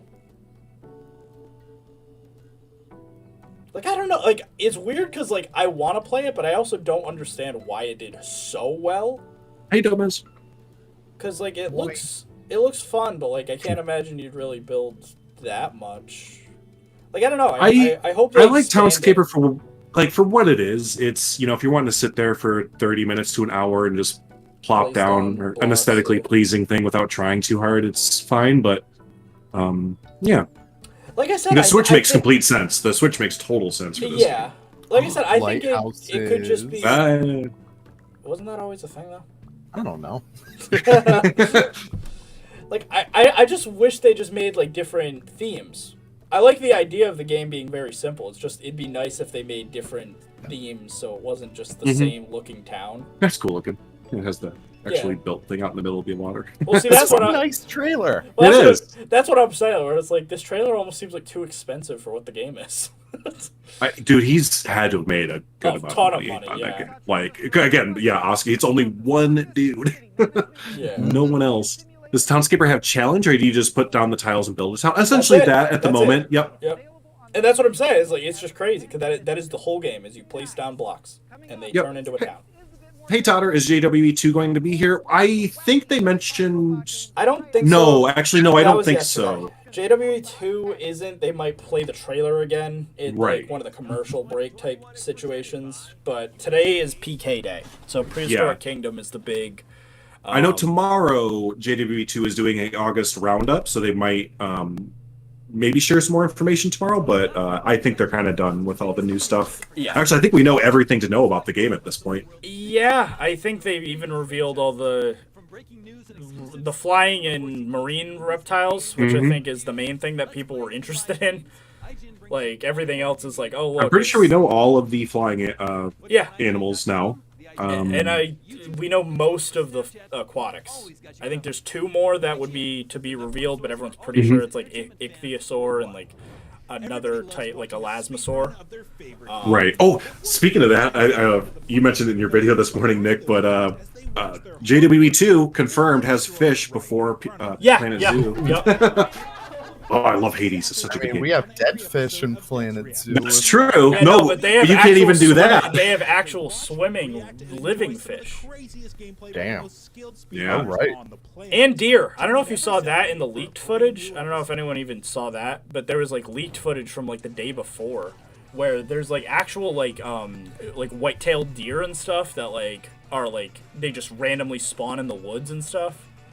And they act as like almost like a natural carnivore feeder. So like you know how like everyone always talks about like the herbivores have like the natural feeders where they can just eat leaves off of trees. I guess they can also do the same for carnivores where you can eat the they can eat like deer and wild goats or sheep or whatever, which is kind of cool. Okay. Has this been confirmed for this game? Is it more like can we just have animals not in a habitat and just kind of out and doing their own thing to see them in the wild? Sort of. I mean, I suppose you could kind of. Yeah, I kind of wish that Planet Zoo and JWE had that as an option. Because you can hypothetically just place down a barrier, delete the barrier. Now they're no longer in a zoo. Yeah. But. And they're emergency only. They don't do half their like animation or like actions or whatever because they're emergency. And everyone would be crying because it's like, the dinosaurs are out. Even though it'd be cool. Yeah, it would be cool if they did that to actually lean into like the wildlife park aspect of it to actually just give us a free form mode. Because that's a thing that the modders did recently. I don't know if you saw that. There's been insane modding in JWE recently. So they had someone programmed breeding into the game. That wasn't a thing? No. I don't know anything about JWE. Oh, yeah. I played it for like a few minutes or a few hours, and then I thought it was not great, and that was it. Yeah, so the game JWE1 didn't have breeding, so you couldn't have, because the idea is like, haha, all the dinosaurs are girls. Or female. Yeah, that's right. Go into the park and lift their skirt up? Yeah, I got you. Yeah, so this person literally coded breeding into the game. And this is like actual like coding modding and stuff. Like he has it so that basically if you get two dinosaurs, they have a chance to like brush past each other, and then they spawn a new dinosaur that has a mix of the traits of their parents plus one upgraded random trait. And so I know Best in Slack got really excited about it because he mentioned that you could make actual wildlife parks this way by basically striking the perfect balance between herbivores and carnivores. So like if you actually spend the time and be like, okay, the herbivores breed at this rate and the carnivores kill them at this rate, you can actually make a living ecosystem using that. That's kind of cool though. Yeah. That's kind of fun, and a good fun management aspect too. Yeah. And there's also time controls now. The same person who did the breeding mechanics also did time controls. What's that entail? So the base game didn't have like a speed up mode, like a like cheetah mode. Like you know how you can like speed up. Are you telling me that JWE was always at one speed? Yeah, it didn't have that. It's really good. But it's such a good game. It's such a good game. So yeah, well, I will say in fairness, Frontier actually did add the speed up mode to Planet JWE 2. So thank God we have that now. Wow. I thought that because I said the same thing when I found out that. I'm like, isn't that like Tycoon Game 101? Right. Like you would just think, hey, by the way, I want to speed up my simulator. Right. So I'm not sitting here for an entire year. Yeah. Wow, that's amazing. Okay, well, I'm glad that JWE 2 is at 101 status at least. So. Yep. I'm sorry. And then I don't know. So did they confirm the JWE 2 has breeding? I think they did, but I'm not positive. I mean, it showed a lot of the same, or not same, but similar animations that Planet Zoo animals show when they're like, being social or whatever, like mating social or whatever. Oh, sorry, no, Swerve confirmed breeding and juveniles will not be in Jurassic World Evolution 2. Ah, okay. So cool. So there's still no breeding in the game. Well, they're all females, right? So yep. I remember that's from Jurassic Park. See, they keep referencing stuff from Jurassic Park when it's supposed to be Jurassic World. Yeah, but Jurassic Park 3 was also showed that movie. they did. Well, no, but it confirmed. Well, canonically within that universe, it is a thing. Or else haven't they retconned anything that happened in Jurassic Nope. Park 3? Or nope, that is all why canon. not? That's all canon. Why would they do that? So the Velociraptors can talk to you in your dreams? Yes. Alan. I forgot. Also, how could you forget about that? It's the only thing I remember from the entire movie. Alan. Also, low-key, I must say, I actually do like Jurassic Park 3. It's like a guilty pleasure for me. I like it more than 2, and that's. I mean, that's. I think I've been on record as saying that I think all the movies are shit except for 1. So. Yeah, exactly. like I think my ranking of the movies goes Jurassic Park, Jurassic World, Jurassic Park 3, Jurassic Park 2, Fallen Kingdom at the very bottom. But like I said, I love Fallen Kingdom for the one line that is so cringy, where the little this is spoilers, so close your eyes. Close your eyes so you don't hear this. Yeah. But the little British girl goes, "They're alive, like me," and she frees all the dinosaurs because she's a clone too. I'm like, who wrote this? This is awful. Like, who thought, hey, human cloning should be in Jurassic Park, and then she should free all the dinosaurs because her logic is, they're like me, they're alive. Like, who thought of that? But like I said, I love that I love that actress. She did such a good job delivering that awful line. I want to meet her someday, just to shake her hand and be like, it's okay, I'm not blaming you. It's not your fault. You really gave it your all. That whole series, I've mentioned it before, this is my biggest issue with this. It became a monster movie rather than It did, yeah. And it's cool. Like, don't get me wrong. Like seeing giant, dinosaurs. It's the same reason I like the King Kong, whatever movies. Like, it's cool to see giant CGI, things fight on screen. But the core message of like the original Jurassic Park just went just out the door, and just became a monster movie essentially. And even Steven Spielberg came out and said he's like, "I'm sorry for doing that because I just set a bad precedent for the rest of the series after the second movie." Yeah, because it became just, oh, look at the scary dinosaurs fighting. Well, the original ending of Jurassic Park 2 was he was not going to bring in the T-Rex. He was going to have some really like philosophical ending to make you think kind of thing, and then the studio was like, but there's no big dinosaur at the end. Yeah. And he's like, oh, okay, well I guess I have to bring in a big dinosaur battle. I think it was supposed to be closer to like Crichton's original sequel. Yeah, exactly. Yep. I think they're supposed to like kill all the dinosaurs essentially, or like just end the project and realize, oh, this was probably a stupid idea. Yeah, because like Jurassic World was an enjoyable movie, but once they started doing the hybrid dinosaur, I'm like, this is so dumb. Like, well, that's when you know they ran out of ideas. When your franchise we ran out of ideas for dinosaur movies, you done fucked up. you went way too far. Yeah, sorry. We ran out of dinosaurs that are cool, so we just started making some up. Right. That's like I was saying earlier when we were talking about VR. Like when I went to Great America, they took a roller coaster that had loop-de-loops and went like 65 miles an hour. They're like, we need to give you VR now to make it more interesting. I'm like, what are you talking about? It's a roller coaster that goes 175 feet in the air and does like 6 inversions. But you're telling me kids these days don't think it's interesting enough? Like, what are you talking about? Yeah, because what I will say about that too, if you're trying to make VR roller coasters, why don't you just do a fake roller coaster like in one of the you've probably seen those, the little like pods that just rotate and tumble and stuff. And spin you You'd get the exact same feeling. Right. You know what I mean? As long as those pods can create G's and stuff, you wouldn't know the difference between that and a roller coaster. So, but the fun of a roller coaster is, yeah, you actually are 185, 200 feet in the air. You are going 60 miles an hour. Not simulating it. You don't need to do a simulation of the thing that's literally happening behind the VR goggles. Yeah. But yeah, that's like the same thing with the Jurassic Park series. They started with something that was already an amazing, scary idea. You know, dinosaurs come back to life in modern times, and then they're like, "Oh shoot, we did it too big. Now we have to make fake dinosaurs to make it interesting again." Yeah.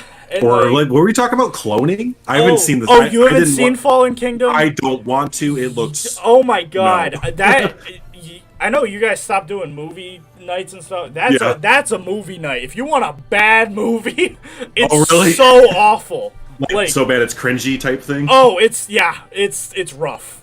Was this like I don't have your chat up, and I know a lot more dinosaur nerds over there. Is this like universally accepted in the Jurassic World? I don't know. I don't know. What does everyone in my chat think? Everyone give your opinions on Fallen. Yeah, because your chat definitely has the dinosaur nerds in it for sure. Because weirdly enough, I would actually say that possibly more people are interested, like, at least in the Jurassic Park community, they all are like, oh no, that makes sense. The Indominus is canon, and the Indoraptors, of course that would make the logical sense.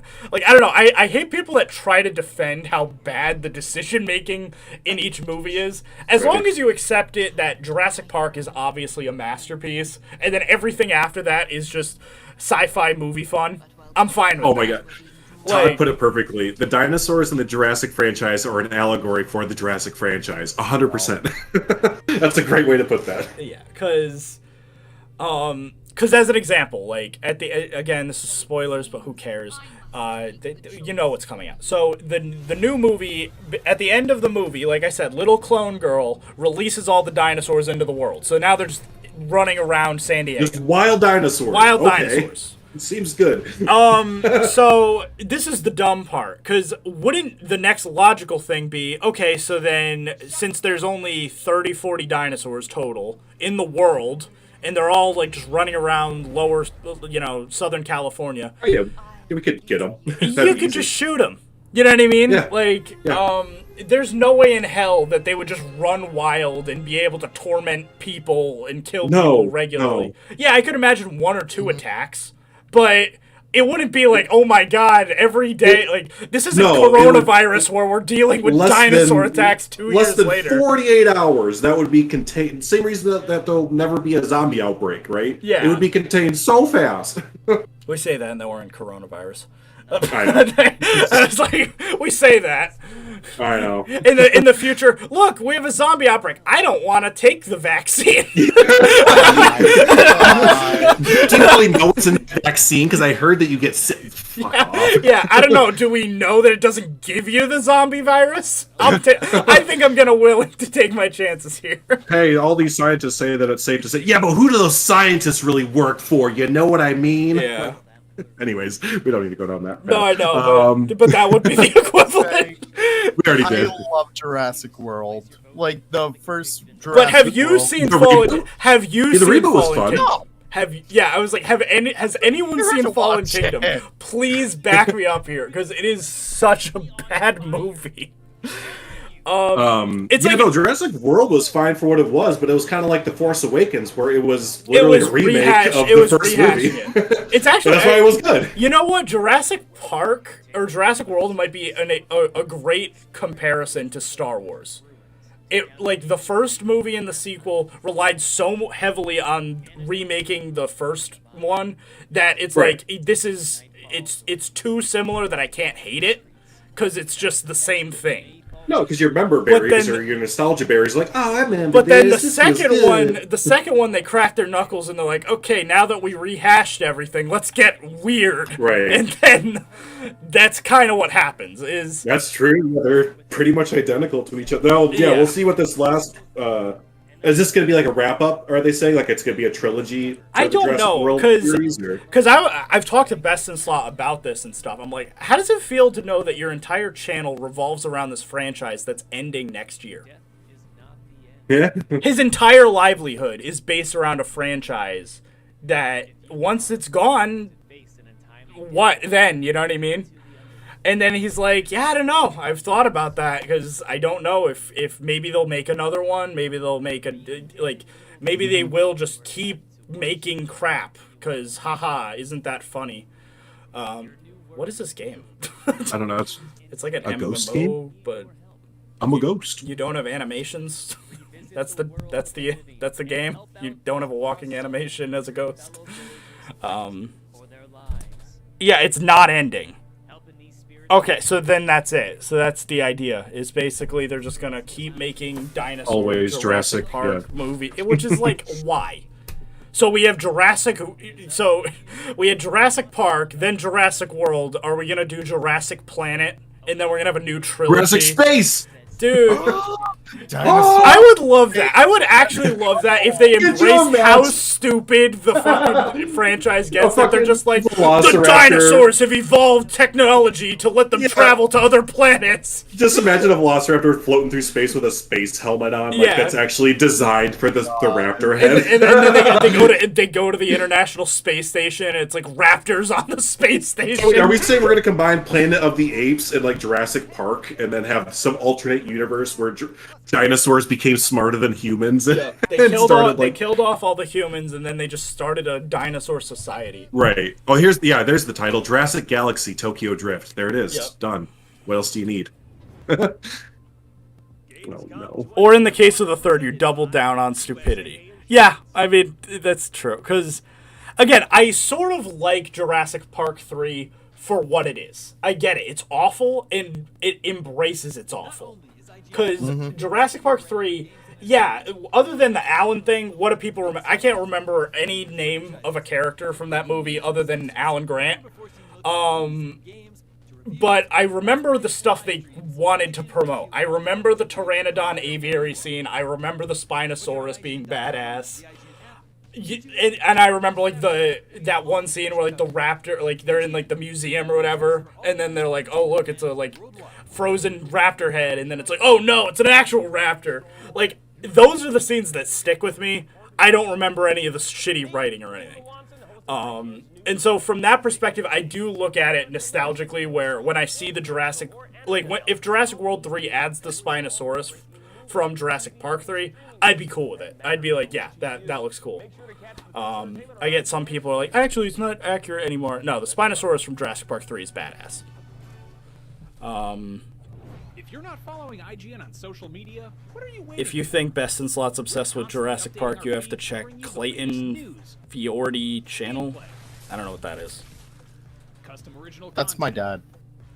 Is he? Yeah. I talked to him every Saturday night. Oh, nice. Memes, and a whole lot more. What is he promoting? Oh, it's a commercial. Oh, yes. TikTok. Let's go, boys. Let's talk it up, boys. I actually still don't have one. And it's not because I'm not like a millennial or whatever. I don't have one. I don't need another social media site, I feel like. I don't have it, but Julie said that I should set one up. just because it's apparently really good for gaining audio, which is true. I've had friends that they went from being a nobody, 30 followers, whatever. They got a viral TikTok, and then boom, now they're at like 7,000-8,000 subscribers. I just don't know what we would do except like time lapses, but like reduce it down to a minute. Let me take this 40-minute time lapse and or the other option, you could whatever they're called, showcase the animals. When the North America pack comes out, look at 1 minute of the baby sea lion. Yeah. Because the Can you do TikTok through your computer then? No. Yeah, it has to be on your phone. That sounds like a lot of work. It is, but like at the same time, TikTok is a really good algorithm because there's no fluff to it. It's either you get interested by the first 5 seconds of it, and you only have to watch 15 seconds, which that's nothing in the grand scheme of things. Like, how many times, like, our analytics all probably say, on average, people watch 4 minutes or 5 minutes of your video, whatever. Of like a 30-minute video, you engage them for 4.5 minutes. Cool. If you can do 15 seconds, you can be popular. And then, especially something as basic as animals, I could see people being interested in that, where they're just like, oh yeah, that is a cute sea lion. And then, oh yeah, that is a cute... Survival City Builder. Hold on, what is this? This is Halo? This is Halo. Oh. This looks kind of interesting. Hold on, let me turn this up a little bit.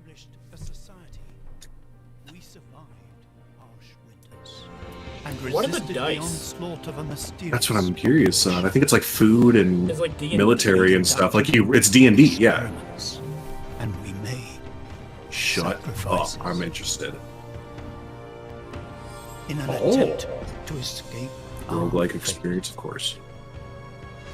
Fate. Oh, cruel fate. Dice Legacy. I'm gonna put that on my thing.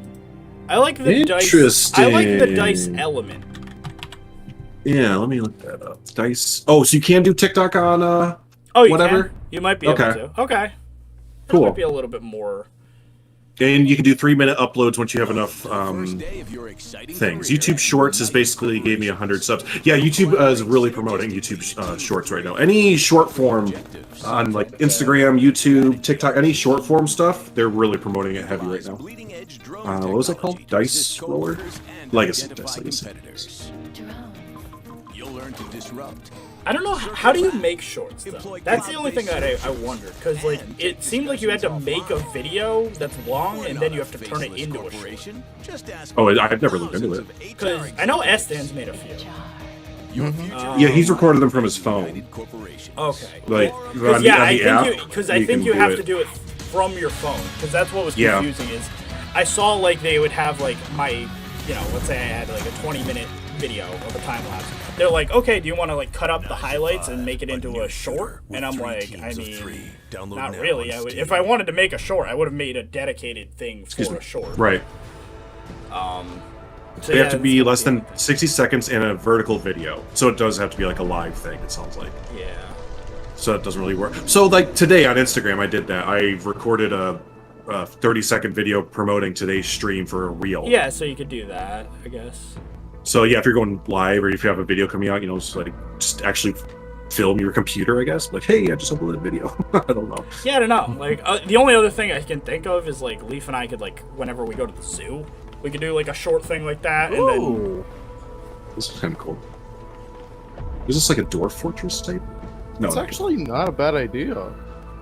Roguelite city. Because frankly, I would prefer that. I would prefer like just recording like a minute at the zoo instead of like trying to make a well-edited, well-edited vlog. At a you could zoo. totally do a TikTok day at the zoo or whatever, or shorts, whatever they're called. Yeah, reels, all that. 16 minutes till PK. Yeah, we're getting close, everybody. About 16? another Okay. 21 minutes. That's still way 26 too long. minutes. 21 minutes. 26 minutes. This has been the Remember, it's at 3. I gotta say, I'm actually very impressed I've had this many concurrent viewers. You look at your viewers, I keep my viewer count off. Well, because I have it equal with my chat. I look at it from the viewer dashboard, which has... I pop out my chat. Oh, okay. Yeah, I pop it out and make it full screen so I don't see anything else except for chat. Yeah, I have my chat, my, stream settings, if, it's good, whatever, and then I have, like, likes and concurrent viewers and stuff. Mm-hmm. Surprisingly, I like how they're putting all of the roguelike city builders back to back right now. Yeah, this is what I'm talking about. Is like, do you want to bury these games? Do you want no one to see them? Because I'm not going to remember.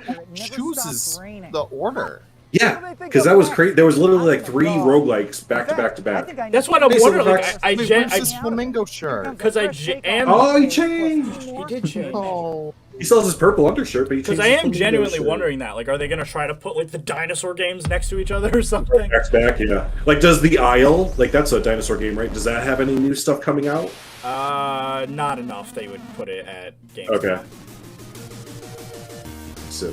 That's my favorite thing too. Is at all of these. What is this? This is what's this it? Rampage. Like it's Rampage. Yeah, it looks like Rampage. Terror of Hemosaurus. Yeah. What? It's Chibi. It's Chibi Rampage. Oh, I loved Rampage back in the day.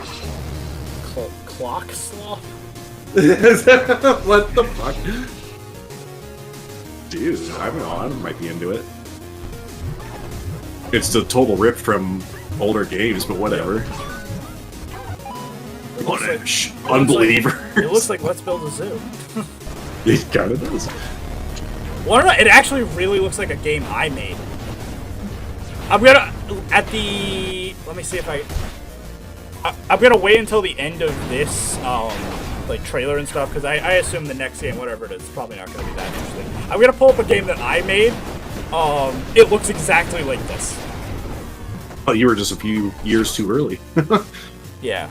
Watch this one pop off and get like Game of the Year. Oh, probably. What did I call Well, I mean, to be honest, a lot of younger kids who've never heard of Rampage, they might see this and be like, oh, that's a cool idea for a game. Hey there, my name's Todd Darcy. I'm the solo developer at What is this? Studios. Frontier. Frontier Foundry. This is, oh no, never mind. Farthing Frontier. It's a sci-fi strategy game that what is it? Let me see. This is a space battle game? I love how all these companies are called Frontier, because I checked my emails this morning. I get Frontier Airlines, Frontier Development. Yep. All the Frontier. It's the final Frontier. Okay, I'm kind of interested in this. The top-down map. Yeah, I gotta say, I'm immediately turned off by any game that's like RTS top-down camera. I don't know why. I hate that like perspective, which is the dumbest thing. But like, explosions. This looks kind of cool. Just get torn apart by physics, and if this is like what it is, fantastic. yeah, that's probably what's getting my eye a lot more than anything. It almost looks like a tabletop like board game, but with really cool graphics. Like a nebula. Ships travel faster than light. They have to jump between points, and they consume fuel. I'm looking for this game right now. Have to eat, so they consume food. I just forget what we even called it. Munitions whenever they fire. So there's all of these logistical considerations to actually little home world. Yeah, just kind of have that look, doesn't it? So it's got a lot of the classic things that you would find in a normal RTS, like base building. But it also borrows different elements from the 4X genre, such as ship design, and you can actually come into this ship editor. I like the grittiness to the change graphics. The different types of weapons that you put on a ship. Customized, these all get unlocked via research, but it's so nice. And you can just JWE levels of customization. To just really suit your actual purposes for your flotillas. Further a lot to of that, versatility. you've also got ship here we go. Tremors is what we called it. What an awful name. Every ship has a bridge, crew, quarters, jump drive, engines, stuff like that. Here we go. Here's the game. Again, you can unlock different components, and we're gonna play it right now on stream. To every ship. Hell yeah! It doesn't work though because it's not multiplayer. But yeah, here's the aesthetic of it. So it can't work because you normally need a server, but this is just the aesthetic. Add special abilities. It's like the same thing, but I don't know if the meteors will spawn. A minefield. They might. Perhaps. I'm curious. Basically, the idea. Yeah, here we go. So this is the game. So it can lay in wait and perhaps do a bit of an ambush. Literally, like the meteors would just it was basically a battle royale, I guess. Really exciting just to have all of these things jammed into But yeah, I did like all the art sort for of Here you go, it. old guys. school art. So you can see what he's Yeah. playing. As well. You've got Oh, I crew, so you've remember got you both showing me enlisted this. and Here's Nick's game. command crew. Yeah. So command crew were really important. It was just this stupid. We made it in like a weekend they or are something. physical But basically, it's just like a on- little on the actual battle Oh, the royale. meteorites. So Yeah, they the can meteors just kill, keep getting wounded, progressively and they faster can and also stuff. be Nice. upgraded too, so they can And learn then, yeah, perks they and just skills destroyed that the will town and enhance stuff, the and- ships. That's cute. We added little physics stuff, so like like the cars and, And here we've whatever. got a Yeah, ship actually, we that's added jumping so that like into the more the cars combat get damaged, they have area. like different like Yeah, as mentioned destructible previously, like they have states and stuff. localized objects, so they're gonna push through. And I actually gotta say the CPU AI different wasn't asteroids, terrible. uh, Like I mean, they projectiles lasted longer than they bounce probably off should of have. space stations. Yeah, but yeah, I think this is an ships, earlier some state where will like the Which I meteors got would that only through spawn in and the cause center. internal damage. Eventually we had it ships so can that be they would, you disabled know, or they can blow be whatever. destroyed But it was kind of cool, depending so yeah, I upon did all what the kind art of for it. damage But like I the said, it actual looks takes, very so similar to that so in a if more you'll see polished ships state. just starting to lose control and just sort of. But yeah, that was list made by away me and into my the buddy distance. Joe. You'll And see crew Joe trying Mama. to actually Joe escape, Mama! which can be Sorry, captured. you can kick me out. Look off. If it's an enemy crew, Kick yourself or out. They can be rescued if they're friendly crew. In the event that you let's capture see. crew, An adorable then they can apocalypse. be Yep, basically. interrogated and perhaps you 'Cause can I- I think this should be kind of cool. different bits of information Maybe. about your opponent's. I wish ship I could get into the movements whole or space perhaps their aesthetic. actual I- Because yeah, the last I space am- game I so played we can was see 4. this, space That station was nice. being Years destroyed ago. in I would possibly actually be live fine if they made explosion. if I know Maxis Almost, probably would a never do this or requirement EA. for a science I'd fiction. want them to make And another you just see sport this game. hulking mass just Yeah, but make it so fire that it's fun after the space age. smoke and flames going I mean, everywhere. The space age So wasn't yeah, even that fun. just It's kind fun. of That's Let's what say- I mean. Like Or, the yeah. first like 3 stages were Yeah, really the fun. 3 and then- stages were fun, and then after that, it just falls apart. Then you're like, okay, I have to go sing to these people or something. Yeah. Look forward to. I love that game. So I have such a love-hate relationship with Spore because Yeah. it's such a cool idea. It's what's funny is like Galactic Hello, Adventures Gamescom. was My also name is fun. Mihao, and I'm So the what's weird about it communication is manager because for Galactic Timberborn, Adventures was which is a basically let's take the post-apocalyptic second city stage builder in full of Spore and just beavers. make it, Timberborn is you set know, on Earth, what where you'd humans expect, are where gone, you're like but a beavers guy are not. colonizing The other world planets. alternates between wet and the It was dry kind of ahead of its seasons, time. It's and kind of the like No beavers Man's use their Sky in that engineering regard. skills to survive I love the these dirty beavers, traps. by the way. This is Timberborn adorable. is coming to What Access is very this? soon. This is a game. Well, yeah, what is We're this? This gonna is a show the simulation second game playable beaver about faction. beavers. Enjoy. I'm interested. Timberborn, okay, Timberborn. I'm intrigued. throw that on the wish it's list. just Timberborn. Iron Teeth? Shut up. You play as a bunch of beavers? Yeah. It's basically just an RTS Shut the city fuck builder where you're beavers. Sorry, what was it called? Timberborn? Timberborn. Okay. I'm fine with this. This is cute. Yeah, why? Yeah, there it is. Now again, this is one of those things. Probably a pretty niche game. You know, the entire Right. joke is haha, it's a beaver, but it's cute. Maybe like it could do something different as a result, so I don't know. Maybe don't expect it on our channels, but you know, Yeah. it's something to look at. It's cute. It's definitely one of those things where I can look at it and be like, yeah, that's cute. Jonty played this a while back. Okay. Okay. Those guys get early access to everything. Yeah. Like 2 years early and stuff. You never hear about it. Well, speaking of Jonty, he got access to Prehistoric Kingdom, like when it was That's true, a yeah. totally different game. That's what I love about this community, right? Is like the tiers of knowing people that are like really popular. Like Jonty is like way ahead of all of us, like subscriber-wise and stuff. And like, yeah, he's just casually like cool to like hang out with you guys and talk. Oh yeah, I play. I mean, this, yeah, this. we've hung out in real life, and we have D&D every Sunday and stuff like Exactly. that. He's just a dude. It's just so. Yeah, I mean, other interesting. communities aren't like that. I know what you're getting at, and a lot of it's elitist in a sense. Like, oh, that's I don't know if it's really the Sims community, but I feel like the Sims is a little bit like that, where it's like, oh, that's James Turner. Yeah, right. Like, oh, don't talk to James and his girlfriend, lady Simmer or whatever. I don't know her name. Random game pulled out of nowhere. No, they have similar names. Day Legacy, Day Lady Simmer. Okay, what is this game? Okay, again, with all these games are blending Yeah, this together. looks exactly the same. They're all just blending together, and I feel This is like so an Age of bad. Empires. Except they're not beavers. They're not So beavers, so it's less interesting. You're right. Yeah, like that's kind of the thing is I get why you do those kind of like crutches just to stand out. Like, look, it's different because they're beavers. Because if you just make a generic fantasy game, no one's like immediately grabbed. Like, I'm not drawn in by this. I'm just like, yep, it's skeletons. It looks like stuff castles, we've and seen for the past 4 or Vikings 5 and- years. Yeah. Exactly. Oh, look, there's like. What? I didn't do anything, chat. Yeah. Hey, listen, Daylady Simmer is low-key a really good free simming name, or sim name, so y'all should take that. Yeah, I'm super uninterested with this whole aesthetic in game, because, like we just said, it's... Want to know what this looks like, unfortunately? A Unity asset store trailer. Yeah. No, it's like a show-off. Yeah, it looks like, hey, buy my medieval RTS set off the Unity or Unreal asset store. And I feel, because I mean, that's funny. Yeah, I mean, that's kind of funny. Nice. That's funny, though. Yeah. Wait, They're was that wild hogs. Did anyone notice that they were naked, though? Yeah, they were. No, I cared more about the hogs. The hogs, yeah. Yeah, well, I looked at them too, and then I looked at the very last second, I recognized the people were naked. Oh, they are. I just watched it on the go back from your stream. Oh, they are naked. They just got doing the business. Is this the Titanic? Oh, no. What is this, Game of Thrones? Yeah. What are you? Jesus. Jesus. Oh, Let's shit. go. It's on now. Someone in the background. Oh, they're going to hell for that one. I'm going to hell for a lot worse than that. You should put that on you already. That's hot. That's so excited. Wow. I'm really inspired. Guys, I'm thinking of becoming a Waylanders channel. Wow. What the hell is this? Whoa. This is perfect.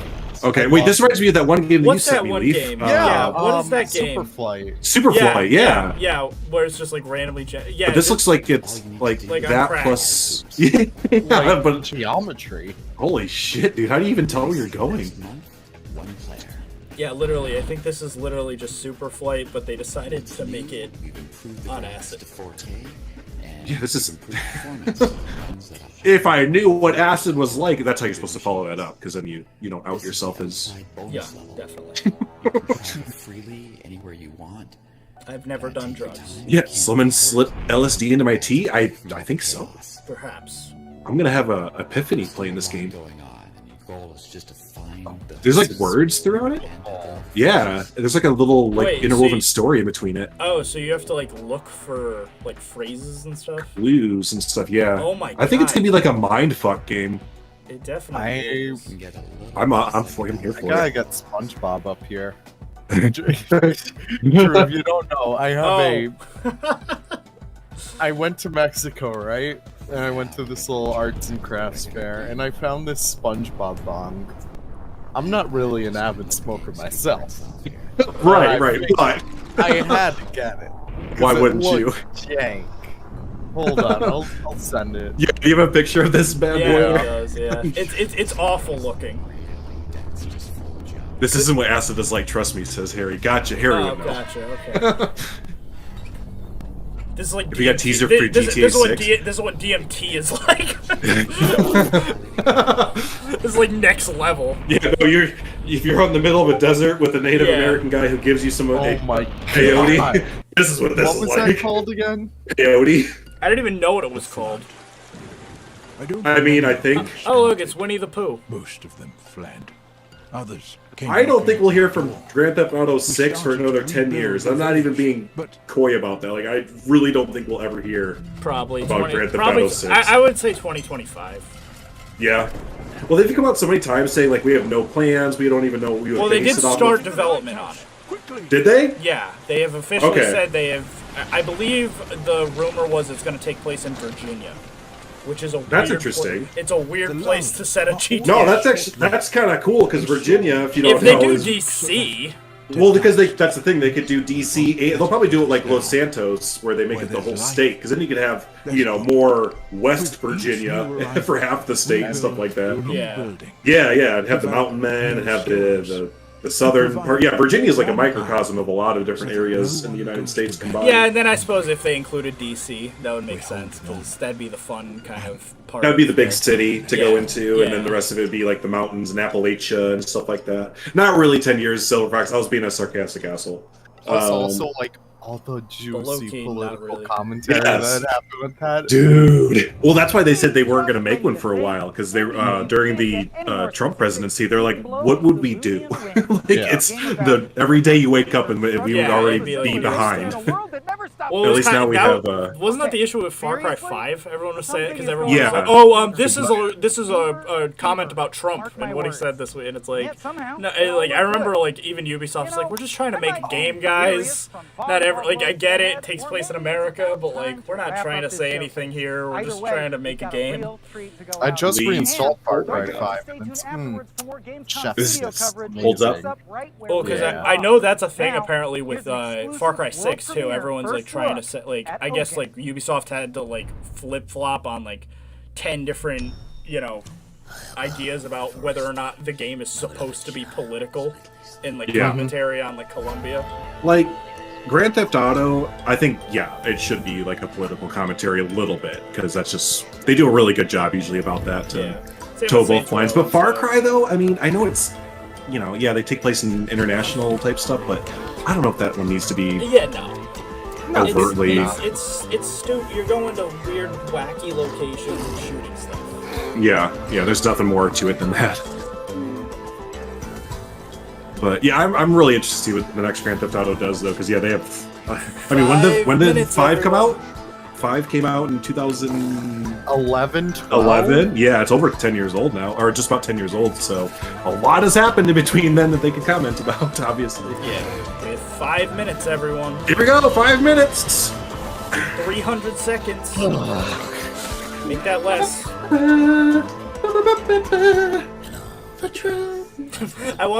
I just want Mao to come out and be like, "Hello, everyone.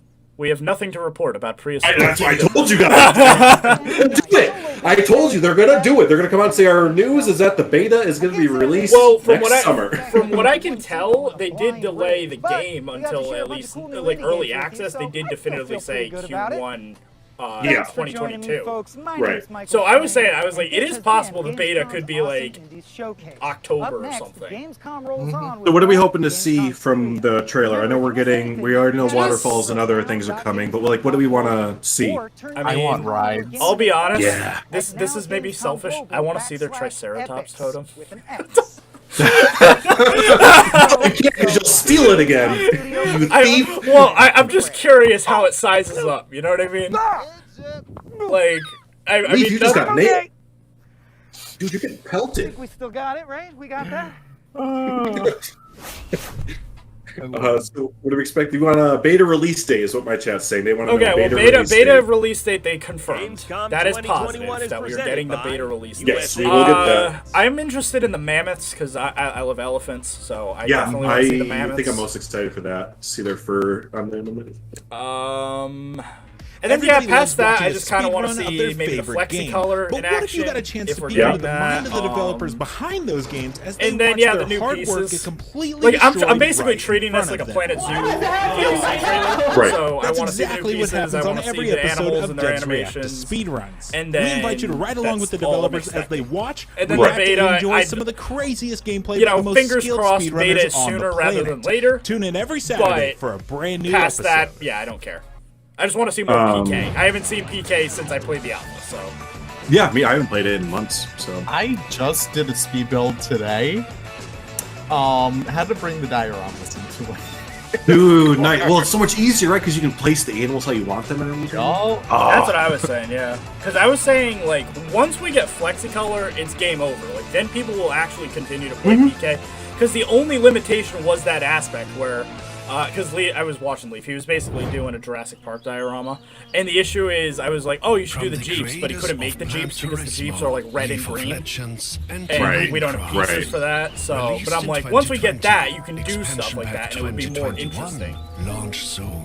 Right. But after this, and then I want them to, I don't even know how to word it, but I want them to tighten up the controls too. It just felt a bit clunky. Yeah, like it was very similar to the Planet series, but just different enough where I was, like you said, I was clunking over my buttons. If they can, this is a minor thing, but key mapping or key binding, so that I can change, because I would really, I get like the V thing is close, I would really prefer to just key map the V key to X though, so it's consistent with Planet Zoo. Because I always hated that, flipping between the games and be like, oh yeah, shit, I'm doing the wrong control. Because they're just so similar that you just get confused. YouTube, Facebook, or Snapchat. Let me get ready to turn up YouTube. Same, yeah. All right. And then I figure afterwards, guys, we'll probably break it down, together. And true, yeah. Gamescom 2021 is presented by Pluto TV. Free to watch. Here we go, everybody. No Scrabbles, let's go. The Indie Village. My name's Joe Scrabbles. I'm executive editor of news at IGN, and one of my favorite things about Gamescom is when they the said Village. One of my favorite things about any show is being able to just walk around and find. Or is that when the indie thing starts? Oh shit, you're right, dude. That's when the indie thing starts. Has traditionally had the Indie Village. That's just stuff. So we don't actually know. So we have to wait until even more. Because we don't know. Bold, put your boner away. Bold said I have a pre-boner. Well, maybe put your boner away. You're gonna be waiting a little bit. Unexpected games, and some don't worry, we'll stick with it though. If it comes right up, we'll not Bold's boner, but the video. Character doing sort of sporty challenges. I like the look of this guy. This kind of looks, I like the look of this guy. Not even his game. If I see him at a bar, I'd buy him a beer. Yeah, just friendly, like, hey guy. How's the night going? You're the Gamescom guy, right? This is that's kind of cool. It's an African. Oh, it's a physics-based or like the actual environment. But it's cool because apparently it was made by an African studio. So that's kind of cool because that's pretty rare. You can just walk into and see these kinds of things, these experiments, and these versions of games that you won't see anywhere Super else Meat on the Boy shelf floor. featuring, and you might come away with something that you never knew you were going to be this excited about. And I think that's just a super valuable thing. Are they not going to show the name of it? Is there a new zoo game yet? Not yet. They didn't tell us the name of that game. Yeah, it's just okay. Okay, now we're back to the top of these guys. Hatfield, are you related to James Hatfield, the drummer for Metallica, sir? Gamescom now has hey, Jess. covered. Plus, if you take part in the Gamescom Epics Quest, you can win goodies and prizes. And best of all, yeah, we're gonna be waiting a while, I think. How long is this segment supposed to go for? Because I don't know about you, like when they said 406, I thought that meant like, oh, we're so precise that we know we are airing no, they were just given at this time.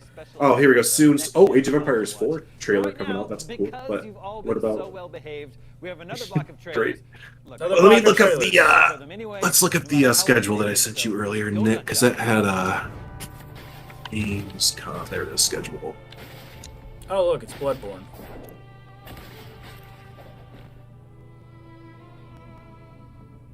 Yeah, there it is. Thursday. This is literally just Bloodborne. So we have, let me bring this over here for everyone. We have the Gamescom Awesome Indies starting right now, and that goes until 8:30 p.m. CST.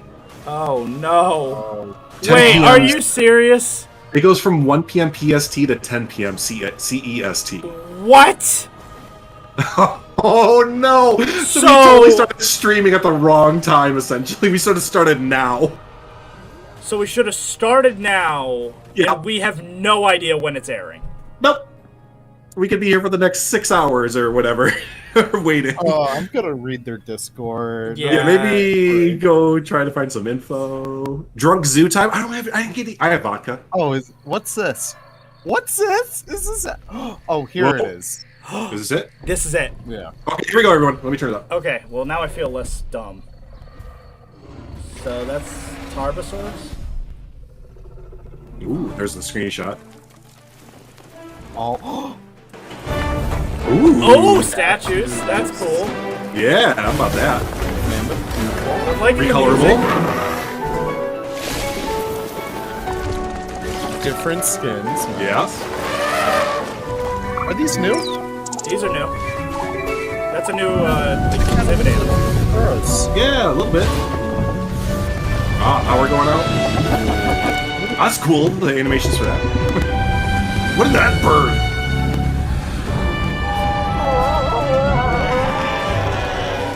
I like how they're treating this like a Planet Zoo trailer. So like the music was like the PK theme. April. Oh, December 6th. Oh, that's that's a yikes. That's after November. Whoa. All right. Well, let's. Let me turn this. What's the next thing? Oh boy. If the next thing's not interesting, we'll go ahead and look at that we trailer. gotta- No, it's not. I don't think it's interesting. Okay. Okay, so it looks like everyone is definitely hyped for that trailer. But what do we feel about that December beta release? That's yikes. That's yikes. That's kind of. I think like I'm not gonna lie. Hype was really high, and now I know we've discussed this, like the three of us, well, even four of us, including Estan, and I was saying that there's definitely there was some like indications that not everything's going so hot with development. Now that's natural for any game, but I remember like they were just reiterating constantly, oh, it's coming out, quarter three, coming out quarter three. Don't you worry. August is still quarter three, everyone. And then now, yeah, they're like, oh no, this is like, I don't even know if you can count late December as quarter four. That's like practically Q1. Or I guess it's early December. It's early December, but that's definitely late Q4 of 2021. And then pushing April 2022, that's now Q2 of 2022. So I don't know. I mean, now I have a theory here. Do you think they changed it in part due to Jurassic World Evolution? I think they might have. Yeah. I don't know. I feel like their building mechanics are going to be better. So once everyone's bored of like the Jurassic World Evolution shtick, that's what I'm wondering. They're going to be like, "Oh, I want to actually build my park." So people are going to flock to this game. Because what I also will say that I actually respect the devs and stuff in the way they've talked about the game. So a lot of people wondered, why is PK no longer available to download, right? Or why can you no longer buy the game? And they actually have clarified this. It's actually because they were saying that a game that is a brand new game, if everyone already owns it before it goes to early access, the algorithm on Steam is going to destroy it.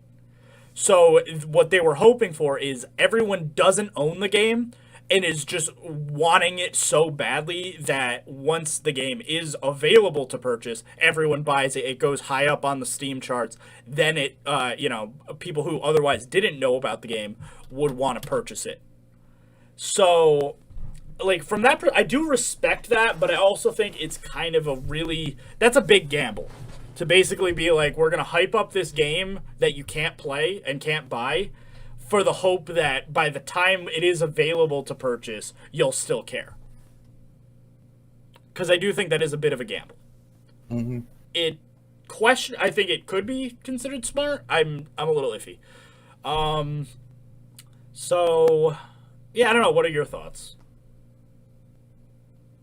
I liked everything I saw in the trailer, but just, that was kind of a gut punch at the end of it. Because it's just been a little bit since, Alpha has come out now. I mean, what are we going, like 4 months, 3 months removed? So it just would have been cool to, like, at least maybe get an update in between there, like an Alpha 0.5 or like 1.5 or something. Because personally, I think you guys are the same. I don't see us going back and playing Alpha Prehistoric Kingdom, really. I mean, Leaf, I know you did a speed build, but yeah, again, because it's just there's not a lot to do, and I am glad that they do seem to be focusing a lot on the building and stuff, and all of this is really nice, the buildings and stuff. I also will say there's not a lot of pieces that are new.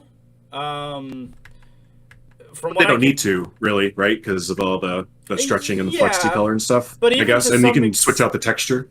To some extent, but like even to a greater level, really, what is new? I see thatch is new. This new type of material for the building platform. I don't know what that would be considered. The tarps are new. The well, I guess torches are too. The color of tarps torches are new. That's the torches, and that's new. And then statues, which are always nice. No, no issue. And yeah, a lot of my chat is saying, and I do agree with you guys that they'd rather them take their time and make it a really, really good game and not rush it or anything. I agree, definitely. It's just at this point, when Alpha came out, was it 4 months ago or whatever? It comes down to, and we've discussed this on a Take Two before. We've discussed this when the game came out. We love Prehistoric Kingdom. They shouldn't have given it to us. Because they screwed up their own marketing, in my opinion. Because by giving the content creators this game, we hyped it up when it wasn't available. And we're going to keep playing it, for a little bit. And, the beta will be another example. We're going to play the beta in December. Awesome. December, we're going to have this game. We're going to have JWE. We're going to have Planet Zoo, probably with birds. It's going to be a lot of content in December. And then we're going to play PK through the beta. And maybe that'll last maybe a month or two, right? And then maybe at that point, if they still hit that April launch date, which I'm not gonna lie, I don't know if they'll hit that April date. If they're coming in this close with the beta, I don't know if early access is truly gonna be in April. You know what I mean? I will say I do agree with Savannah, all the way back up there. I've been holding this one in. But PK and JWE2 being spaced out from one another, I feel I don't know. I'm very much into both games. I feel like both games are going to be completely different from each other. Yeah, they both have dinosaurs. Yeah, you're making a dinosaur park. And yeah, you're making some scenery with it. But still, they're pretty different games when it all comes down to it. They are. And I don't know. I'm just happy that we'll get our fill of JWE2. And then we can move on to PK once the itch starts to really come back. I agree. I think, again, and I know we've just, because it just I forget what that Take Two podcast was even about originally, where we discussed this in detail. But it just reminds me of that podcast that we did, where we were discussing, we hyped up this game during the alpha of early access of a game that is probably still a few years out. And then they want us to hype up the beta, which we're doing. Here's the beta! And it's still not out for a few months. And then we'll get the beta, and it's awesome! And the game's still not out. And it's early access, and you could buy the game, but it's still not done. And then we'll have the actual beta, and then the actual release. It's just you can't just... It's kind of like The Boy Who Cried Wolf. It's really hard to be hyped for a game that tries to generate hype every few months equally. Where it's just every few months, here we go. Hey, look, it's another trailer. Hey, it's another... It's yeah, we get it. We just want to play the game. So I would personally rather just wait until the game was just done or close to being out publicly before covering it. And obviously playing the alpha and beta is awesome and stuff, but I don't even know if we're really benefiting that much by having it right now, because we have it and we have reported bugs and whatever, and then we'll get the beta and then report some more bugs, and then by early access it'll be pretty stable and maybe the general public will still enjoy it and stuff, but it's still pretty bare bones, where I don't know. I don't really know how to feel about just the constant hype and death cycle of the game as a good marketing strategy. I'm not. Yeah, I don't know. I guess my biggest thing is that I'm just so excited for it. I don't want to wait. Exactly, that's really my whole thing. Is I'm not I don't mean to sound super negative or anything, but yeah, that's my first gut reaction is man, this stuff looks so cool, but fuck, we gotta wait another... Yeah, we want it, yeah. And that's just kind of the shit, is I think, is that every dinosaur? I'm gonna go to the Prehistoric Kingdom website right now, because I am curious if that's all the animals confirmed now. So, maybe not. Yeah, 15 new dinosaurs. So... Well, 15 total. Okay, so species. we know. So this one, is, I don't know what kind of small raptor that is. It's this thing. This is the other exhibit animal, right? So we know about that. I think it's pretty safe to say that Stegosaurus is one of these. I think that's, you know, pretty obvious, right? And then that's the Torvo. I think that's the Torvo. Yeah. So, and then what was that? That was Camarasaurus. So, wait, are you new? Or are you the... That could be new. Protoceratops? Oh, wait, here it is. Protoceratops is already in. Okay, so... So yeah, just one new dinosaur reveal. And we have basically 2 dinosaurs we don't know about, is what I can tell. Actually, yeah. So we have 2 more left, and then that'll complete out the early access roster. So I don't know. So maybe by the time beta comes out, we get another reveal, and then. Because, yeah, I don't know, like, do you maybe think that was part of the reason why the development vlogs, or devlogs stopped? Because you know how we used to get, like, a dinosaur a month? And then they're like, shit, we're out of dinosaurs if we have to now stretch this until next April? Because that could have been part of it. I don't know why they stopped, but... I don't know. Well, that would probably make sense if they don't have enough to cover, really, to stretch it another... What is that, 6 months? Wait, where were the flames? They were here. I got you. The torches? Yeah. If you look at my stream, I got it paused on. Yeah, we got like some tiki torches coming. Because the fire, the waterfalls. Oh my god, I love that shot of the friggin' Tarposaur. I don't even know what that is, but I don't know. I'm very excited. They have a better Savannah shot than the Safari Pack. Yeah, that's what I thought. Yeah, they only stopped the devlogs for 1 month. They only didn't do one. So yeah, like well, I'm saying that, but obviously, you know, let's say they announce another dinosaur. Hey, is that a larger aviary in the background? You see that? It's a large aviary, or a custom-built one. Could be both. Computer enhanced. Yeah, that's a custom-built one. Okay. So it's, you know, I mean, we could already kind of do that, but, you know, it's definitely cool to see. It's interesting. Yeah, it's one of those, because I think we're all just in agreement. We're like, it looks awesome. We want to play it. And we're disappointed that we can't play it. Waterfall on the right. So the waterfalls are, I guess, confirmed that those are a special effect then. So something similar to Planet Zoo where you'll place it down and it'll make the... Or is it like physics-based where if you have water that's higher than another water level, it just naturally flows down? I'm kind of wondering if we're going to get more fire and stuff. I feel like it might just be a placeable effect. I think so too. Yeah, because especially the one in the upper right-hand corner on my screen, it's just coming out of the mountainside. Especially because they kind of seem to spam it everywhere. It's better than my fake waterfalls. Because what I was... Hey, that worked pretty well with the plaster pieces. Oh, yeah. Honestly, it's not a bad technique if you put that on top of the particle effect. Mm-hmm. It would probably... Now, something that I'm a little interested in is we've been talking about FlexiColor so much.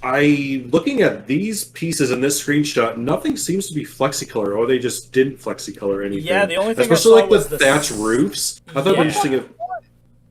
Like the wood in the back there, it seems like a little bit more red than... Oh, you might be right. Yeah, that original structure. Yeah. There you go. Again, it's a little bit of a stretch. I know, like, the tarps over the... Or do you think it's a new mammoth type of wood? enclosure were flexy. They have to be. Well, not necessarily, because, like, the statues, they have different textures, but it seems almost akin to, like, how the rocks work currently, where there's, like, preset colors, and you select them, and they have concrete and gold and silver and granite and whatever, and those are the statue colors. So, I don't know. Ooh, you know, something else to speculate about. This shot where we're overlooking, like, a giant body of water. That's a giant body of water just sitting along the path. do we think that's like a lagoon that like a mosasaur or something else can go into, or just not right now? Because I know they have said already that aquatics aren't gonna be even in the like release of the game. So I love that. Yeah, I do too. It's so cool looking. Yeah. So obviously, like, early access is going to be next April, and then maybe release might be like that fall if we're lucky. But we're not looking at aquatics for at least a year or two. So. Well, at least when we get the beta, and it sounds like we're going to have a funkload of material and things to play with in the beta. It sounds like that might actually last us until the April release date. That's true. Like, I will say, like, that's going to be a ton of games at once. Not to mention, Simply Zoo is still being planned for this year. I don't know. I don't think Simply Zoo is going to make it this year. But that'd be a lot of games, you know, for roughly the same time area. You know what I mean? Like time frame of release.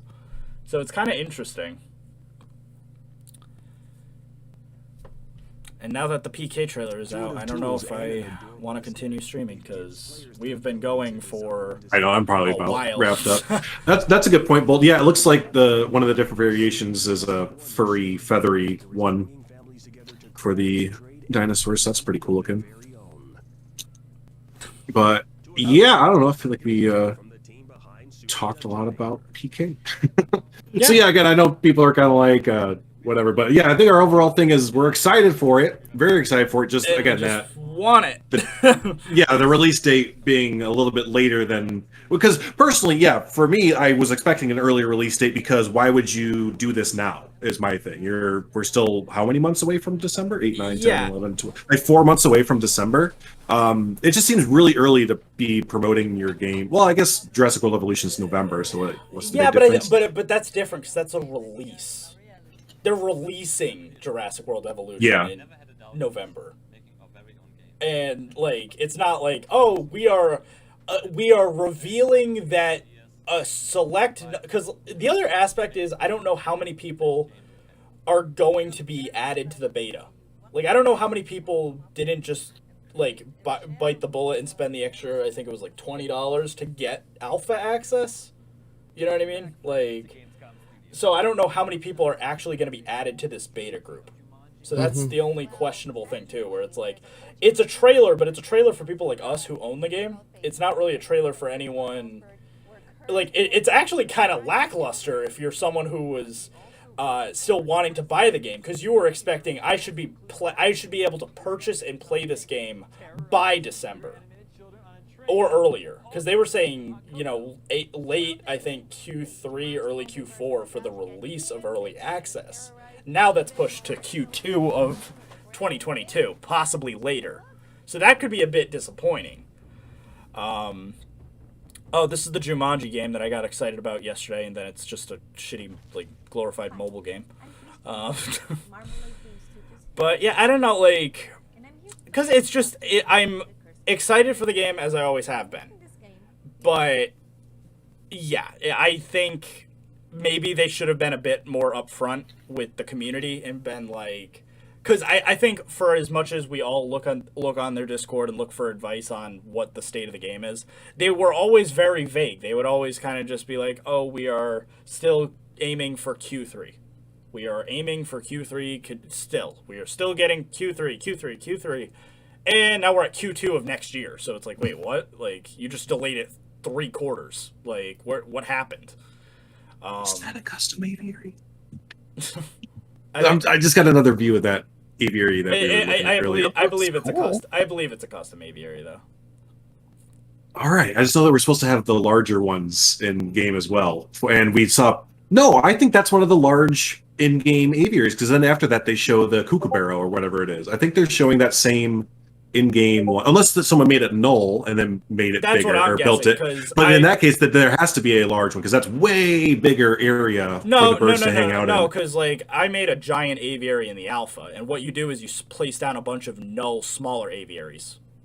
Okay. You fill because I made a huge aviary. I made basically like a pteranodon aviary, and what I did is I filled it with like 5 or 6 null little aviaries. And then, you know, once they're all combined together and null, you can just kind of play the whole game. So, okay, this Jumanji game doesn't look as bad as I thought. It's still not good. It's not what I want, but it's not as bad as I thought. Are you still watching Gamescom? Yeah. What a nerd. We stopped. But, yeah, I mean, I think I'm going to probably end it there. So I hope you guys have enjoyed our basically just like a long, drawn-out rant stream. That's probably the best way to describe it. Yeah, what else would you expect from us? Yeah. But yeah, so thank you all for watching. Again, no videos for the rest of this week. I should mention that. Just because I am working really tirelessly. Drew and Leaf have also been helping me, as well as Bold. I want to shout out Bold as well. And a bunch of other people, Didums and stuff. Everyone is helping me out with the Safari Pack trailer. So I am working to get that out to you guys before North America. That is my goal. So, yeah. So with that being said, I hope you guys have enjoyed, and I will see you next time. Bye, everyone. Bye, guys. I'm going to sign off to my people. I'm going to disconnect for a bit. Yep. Mm-hmm.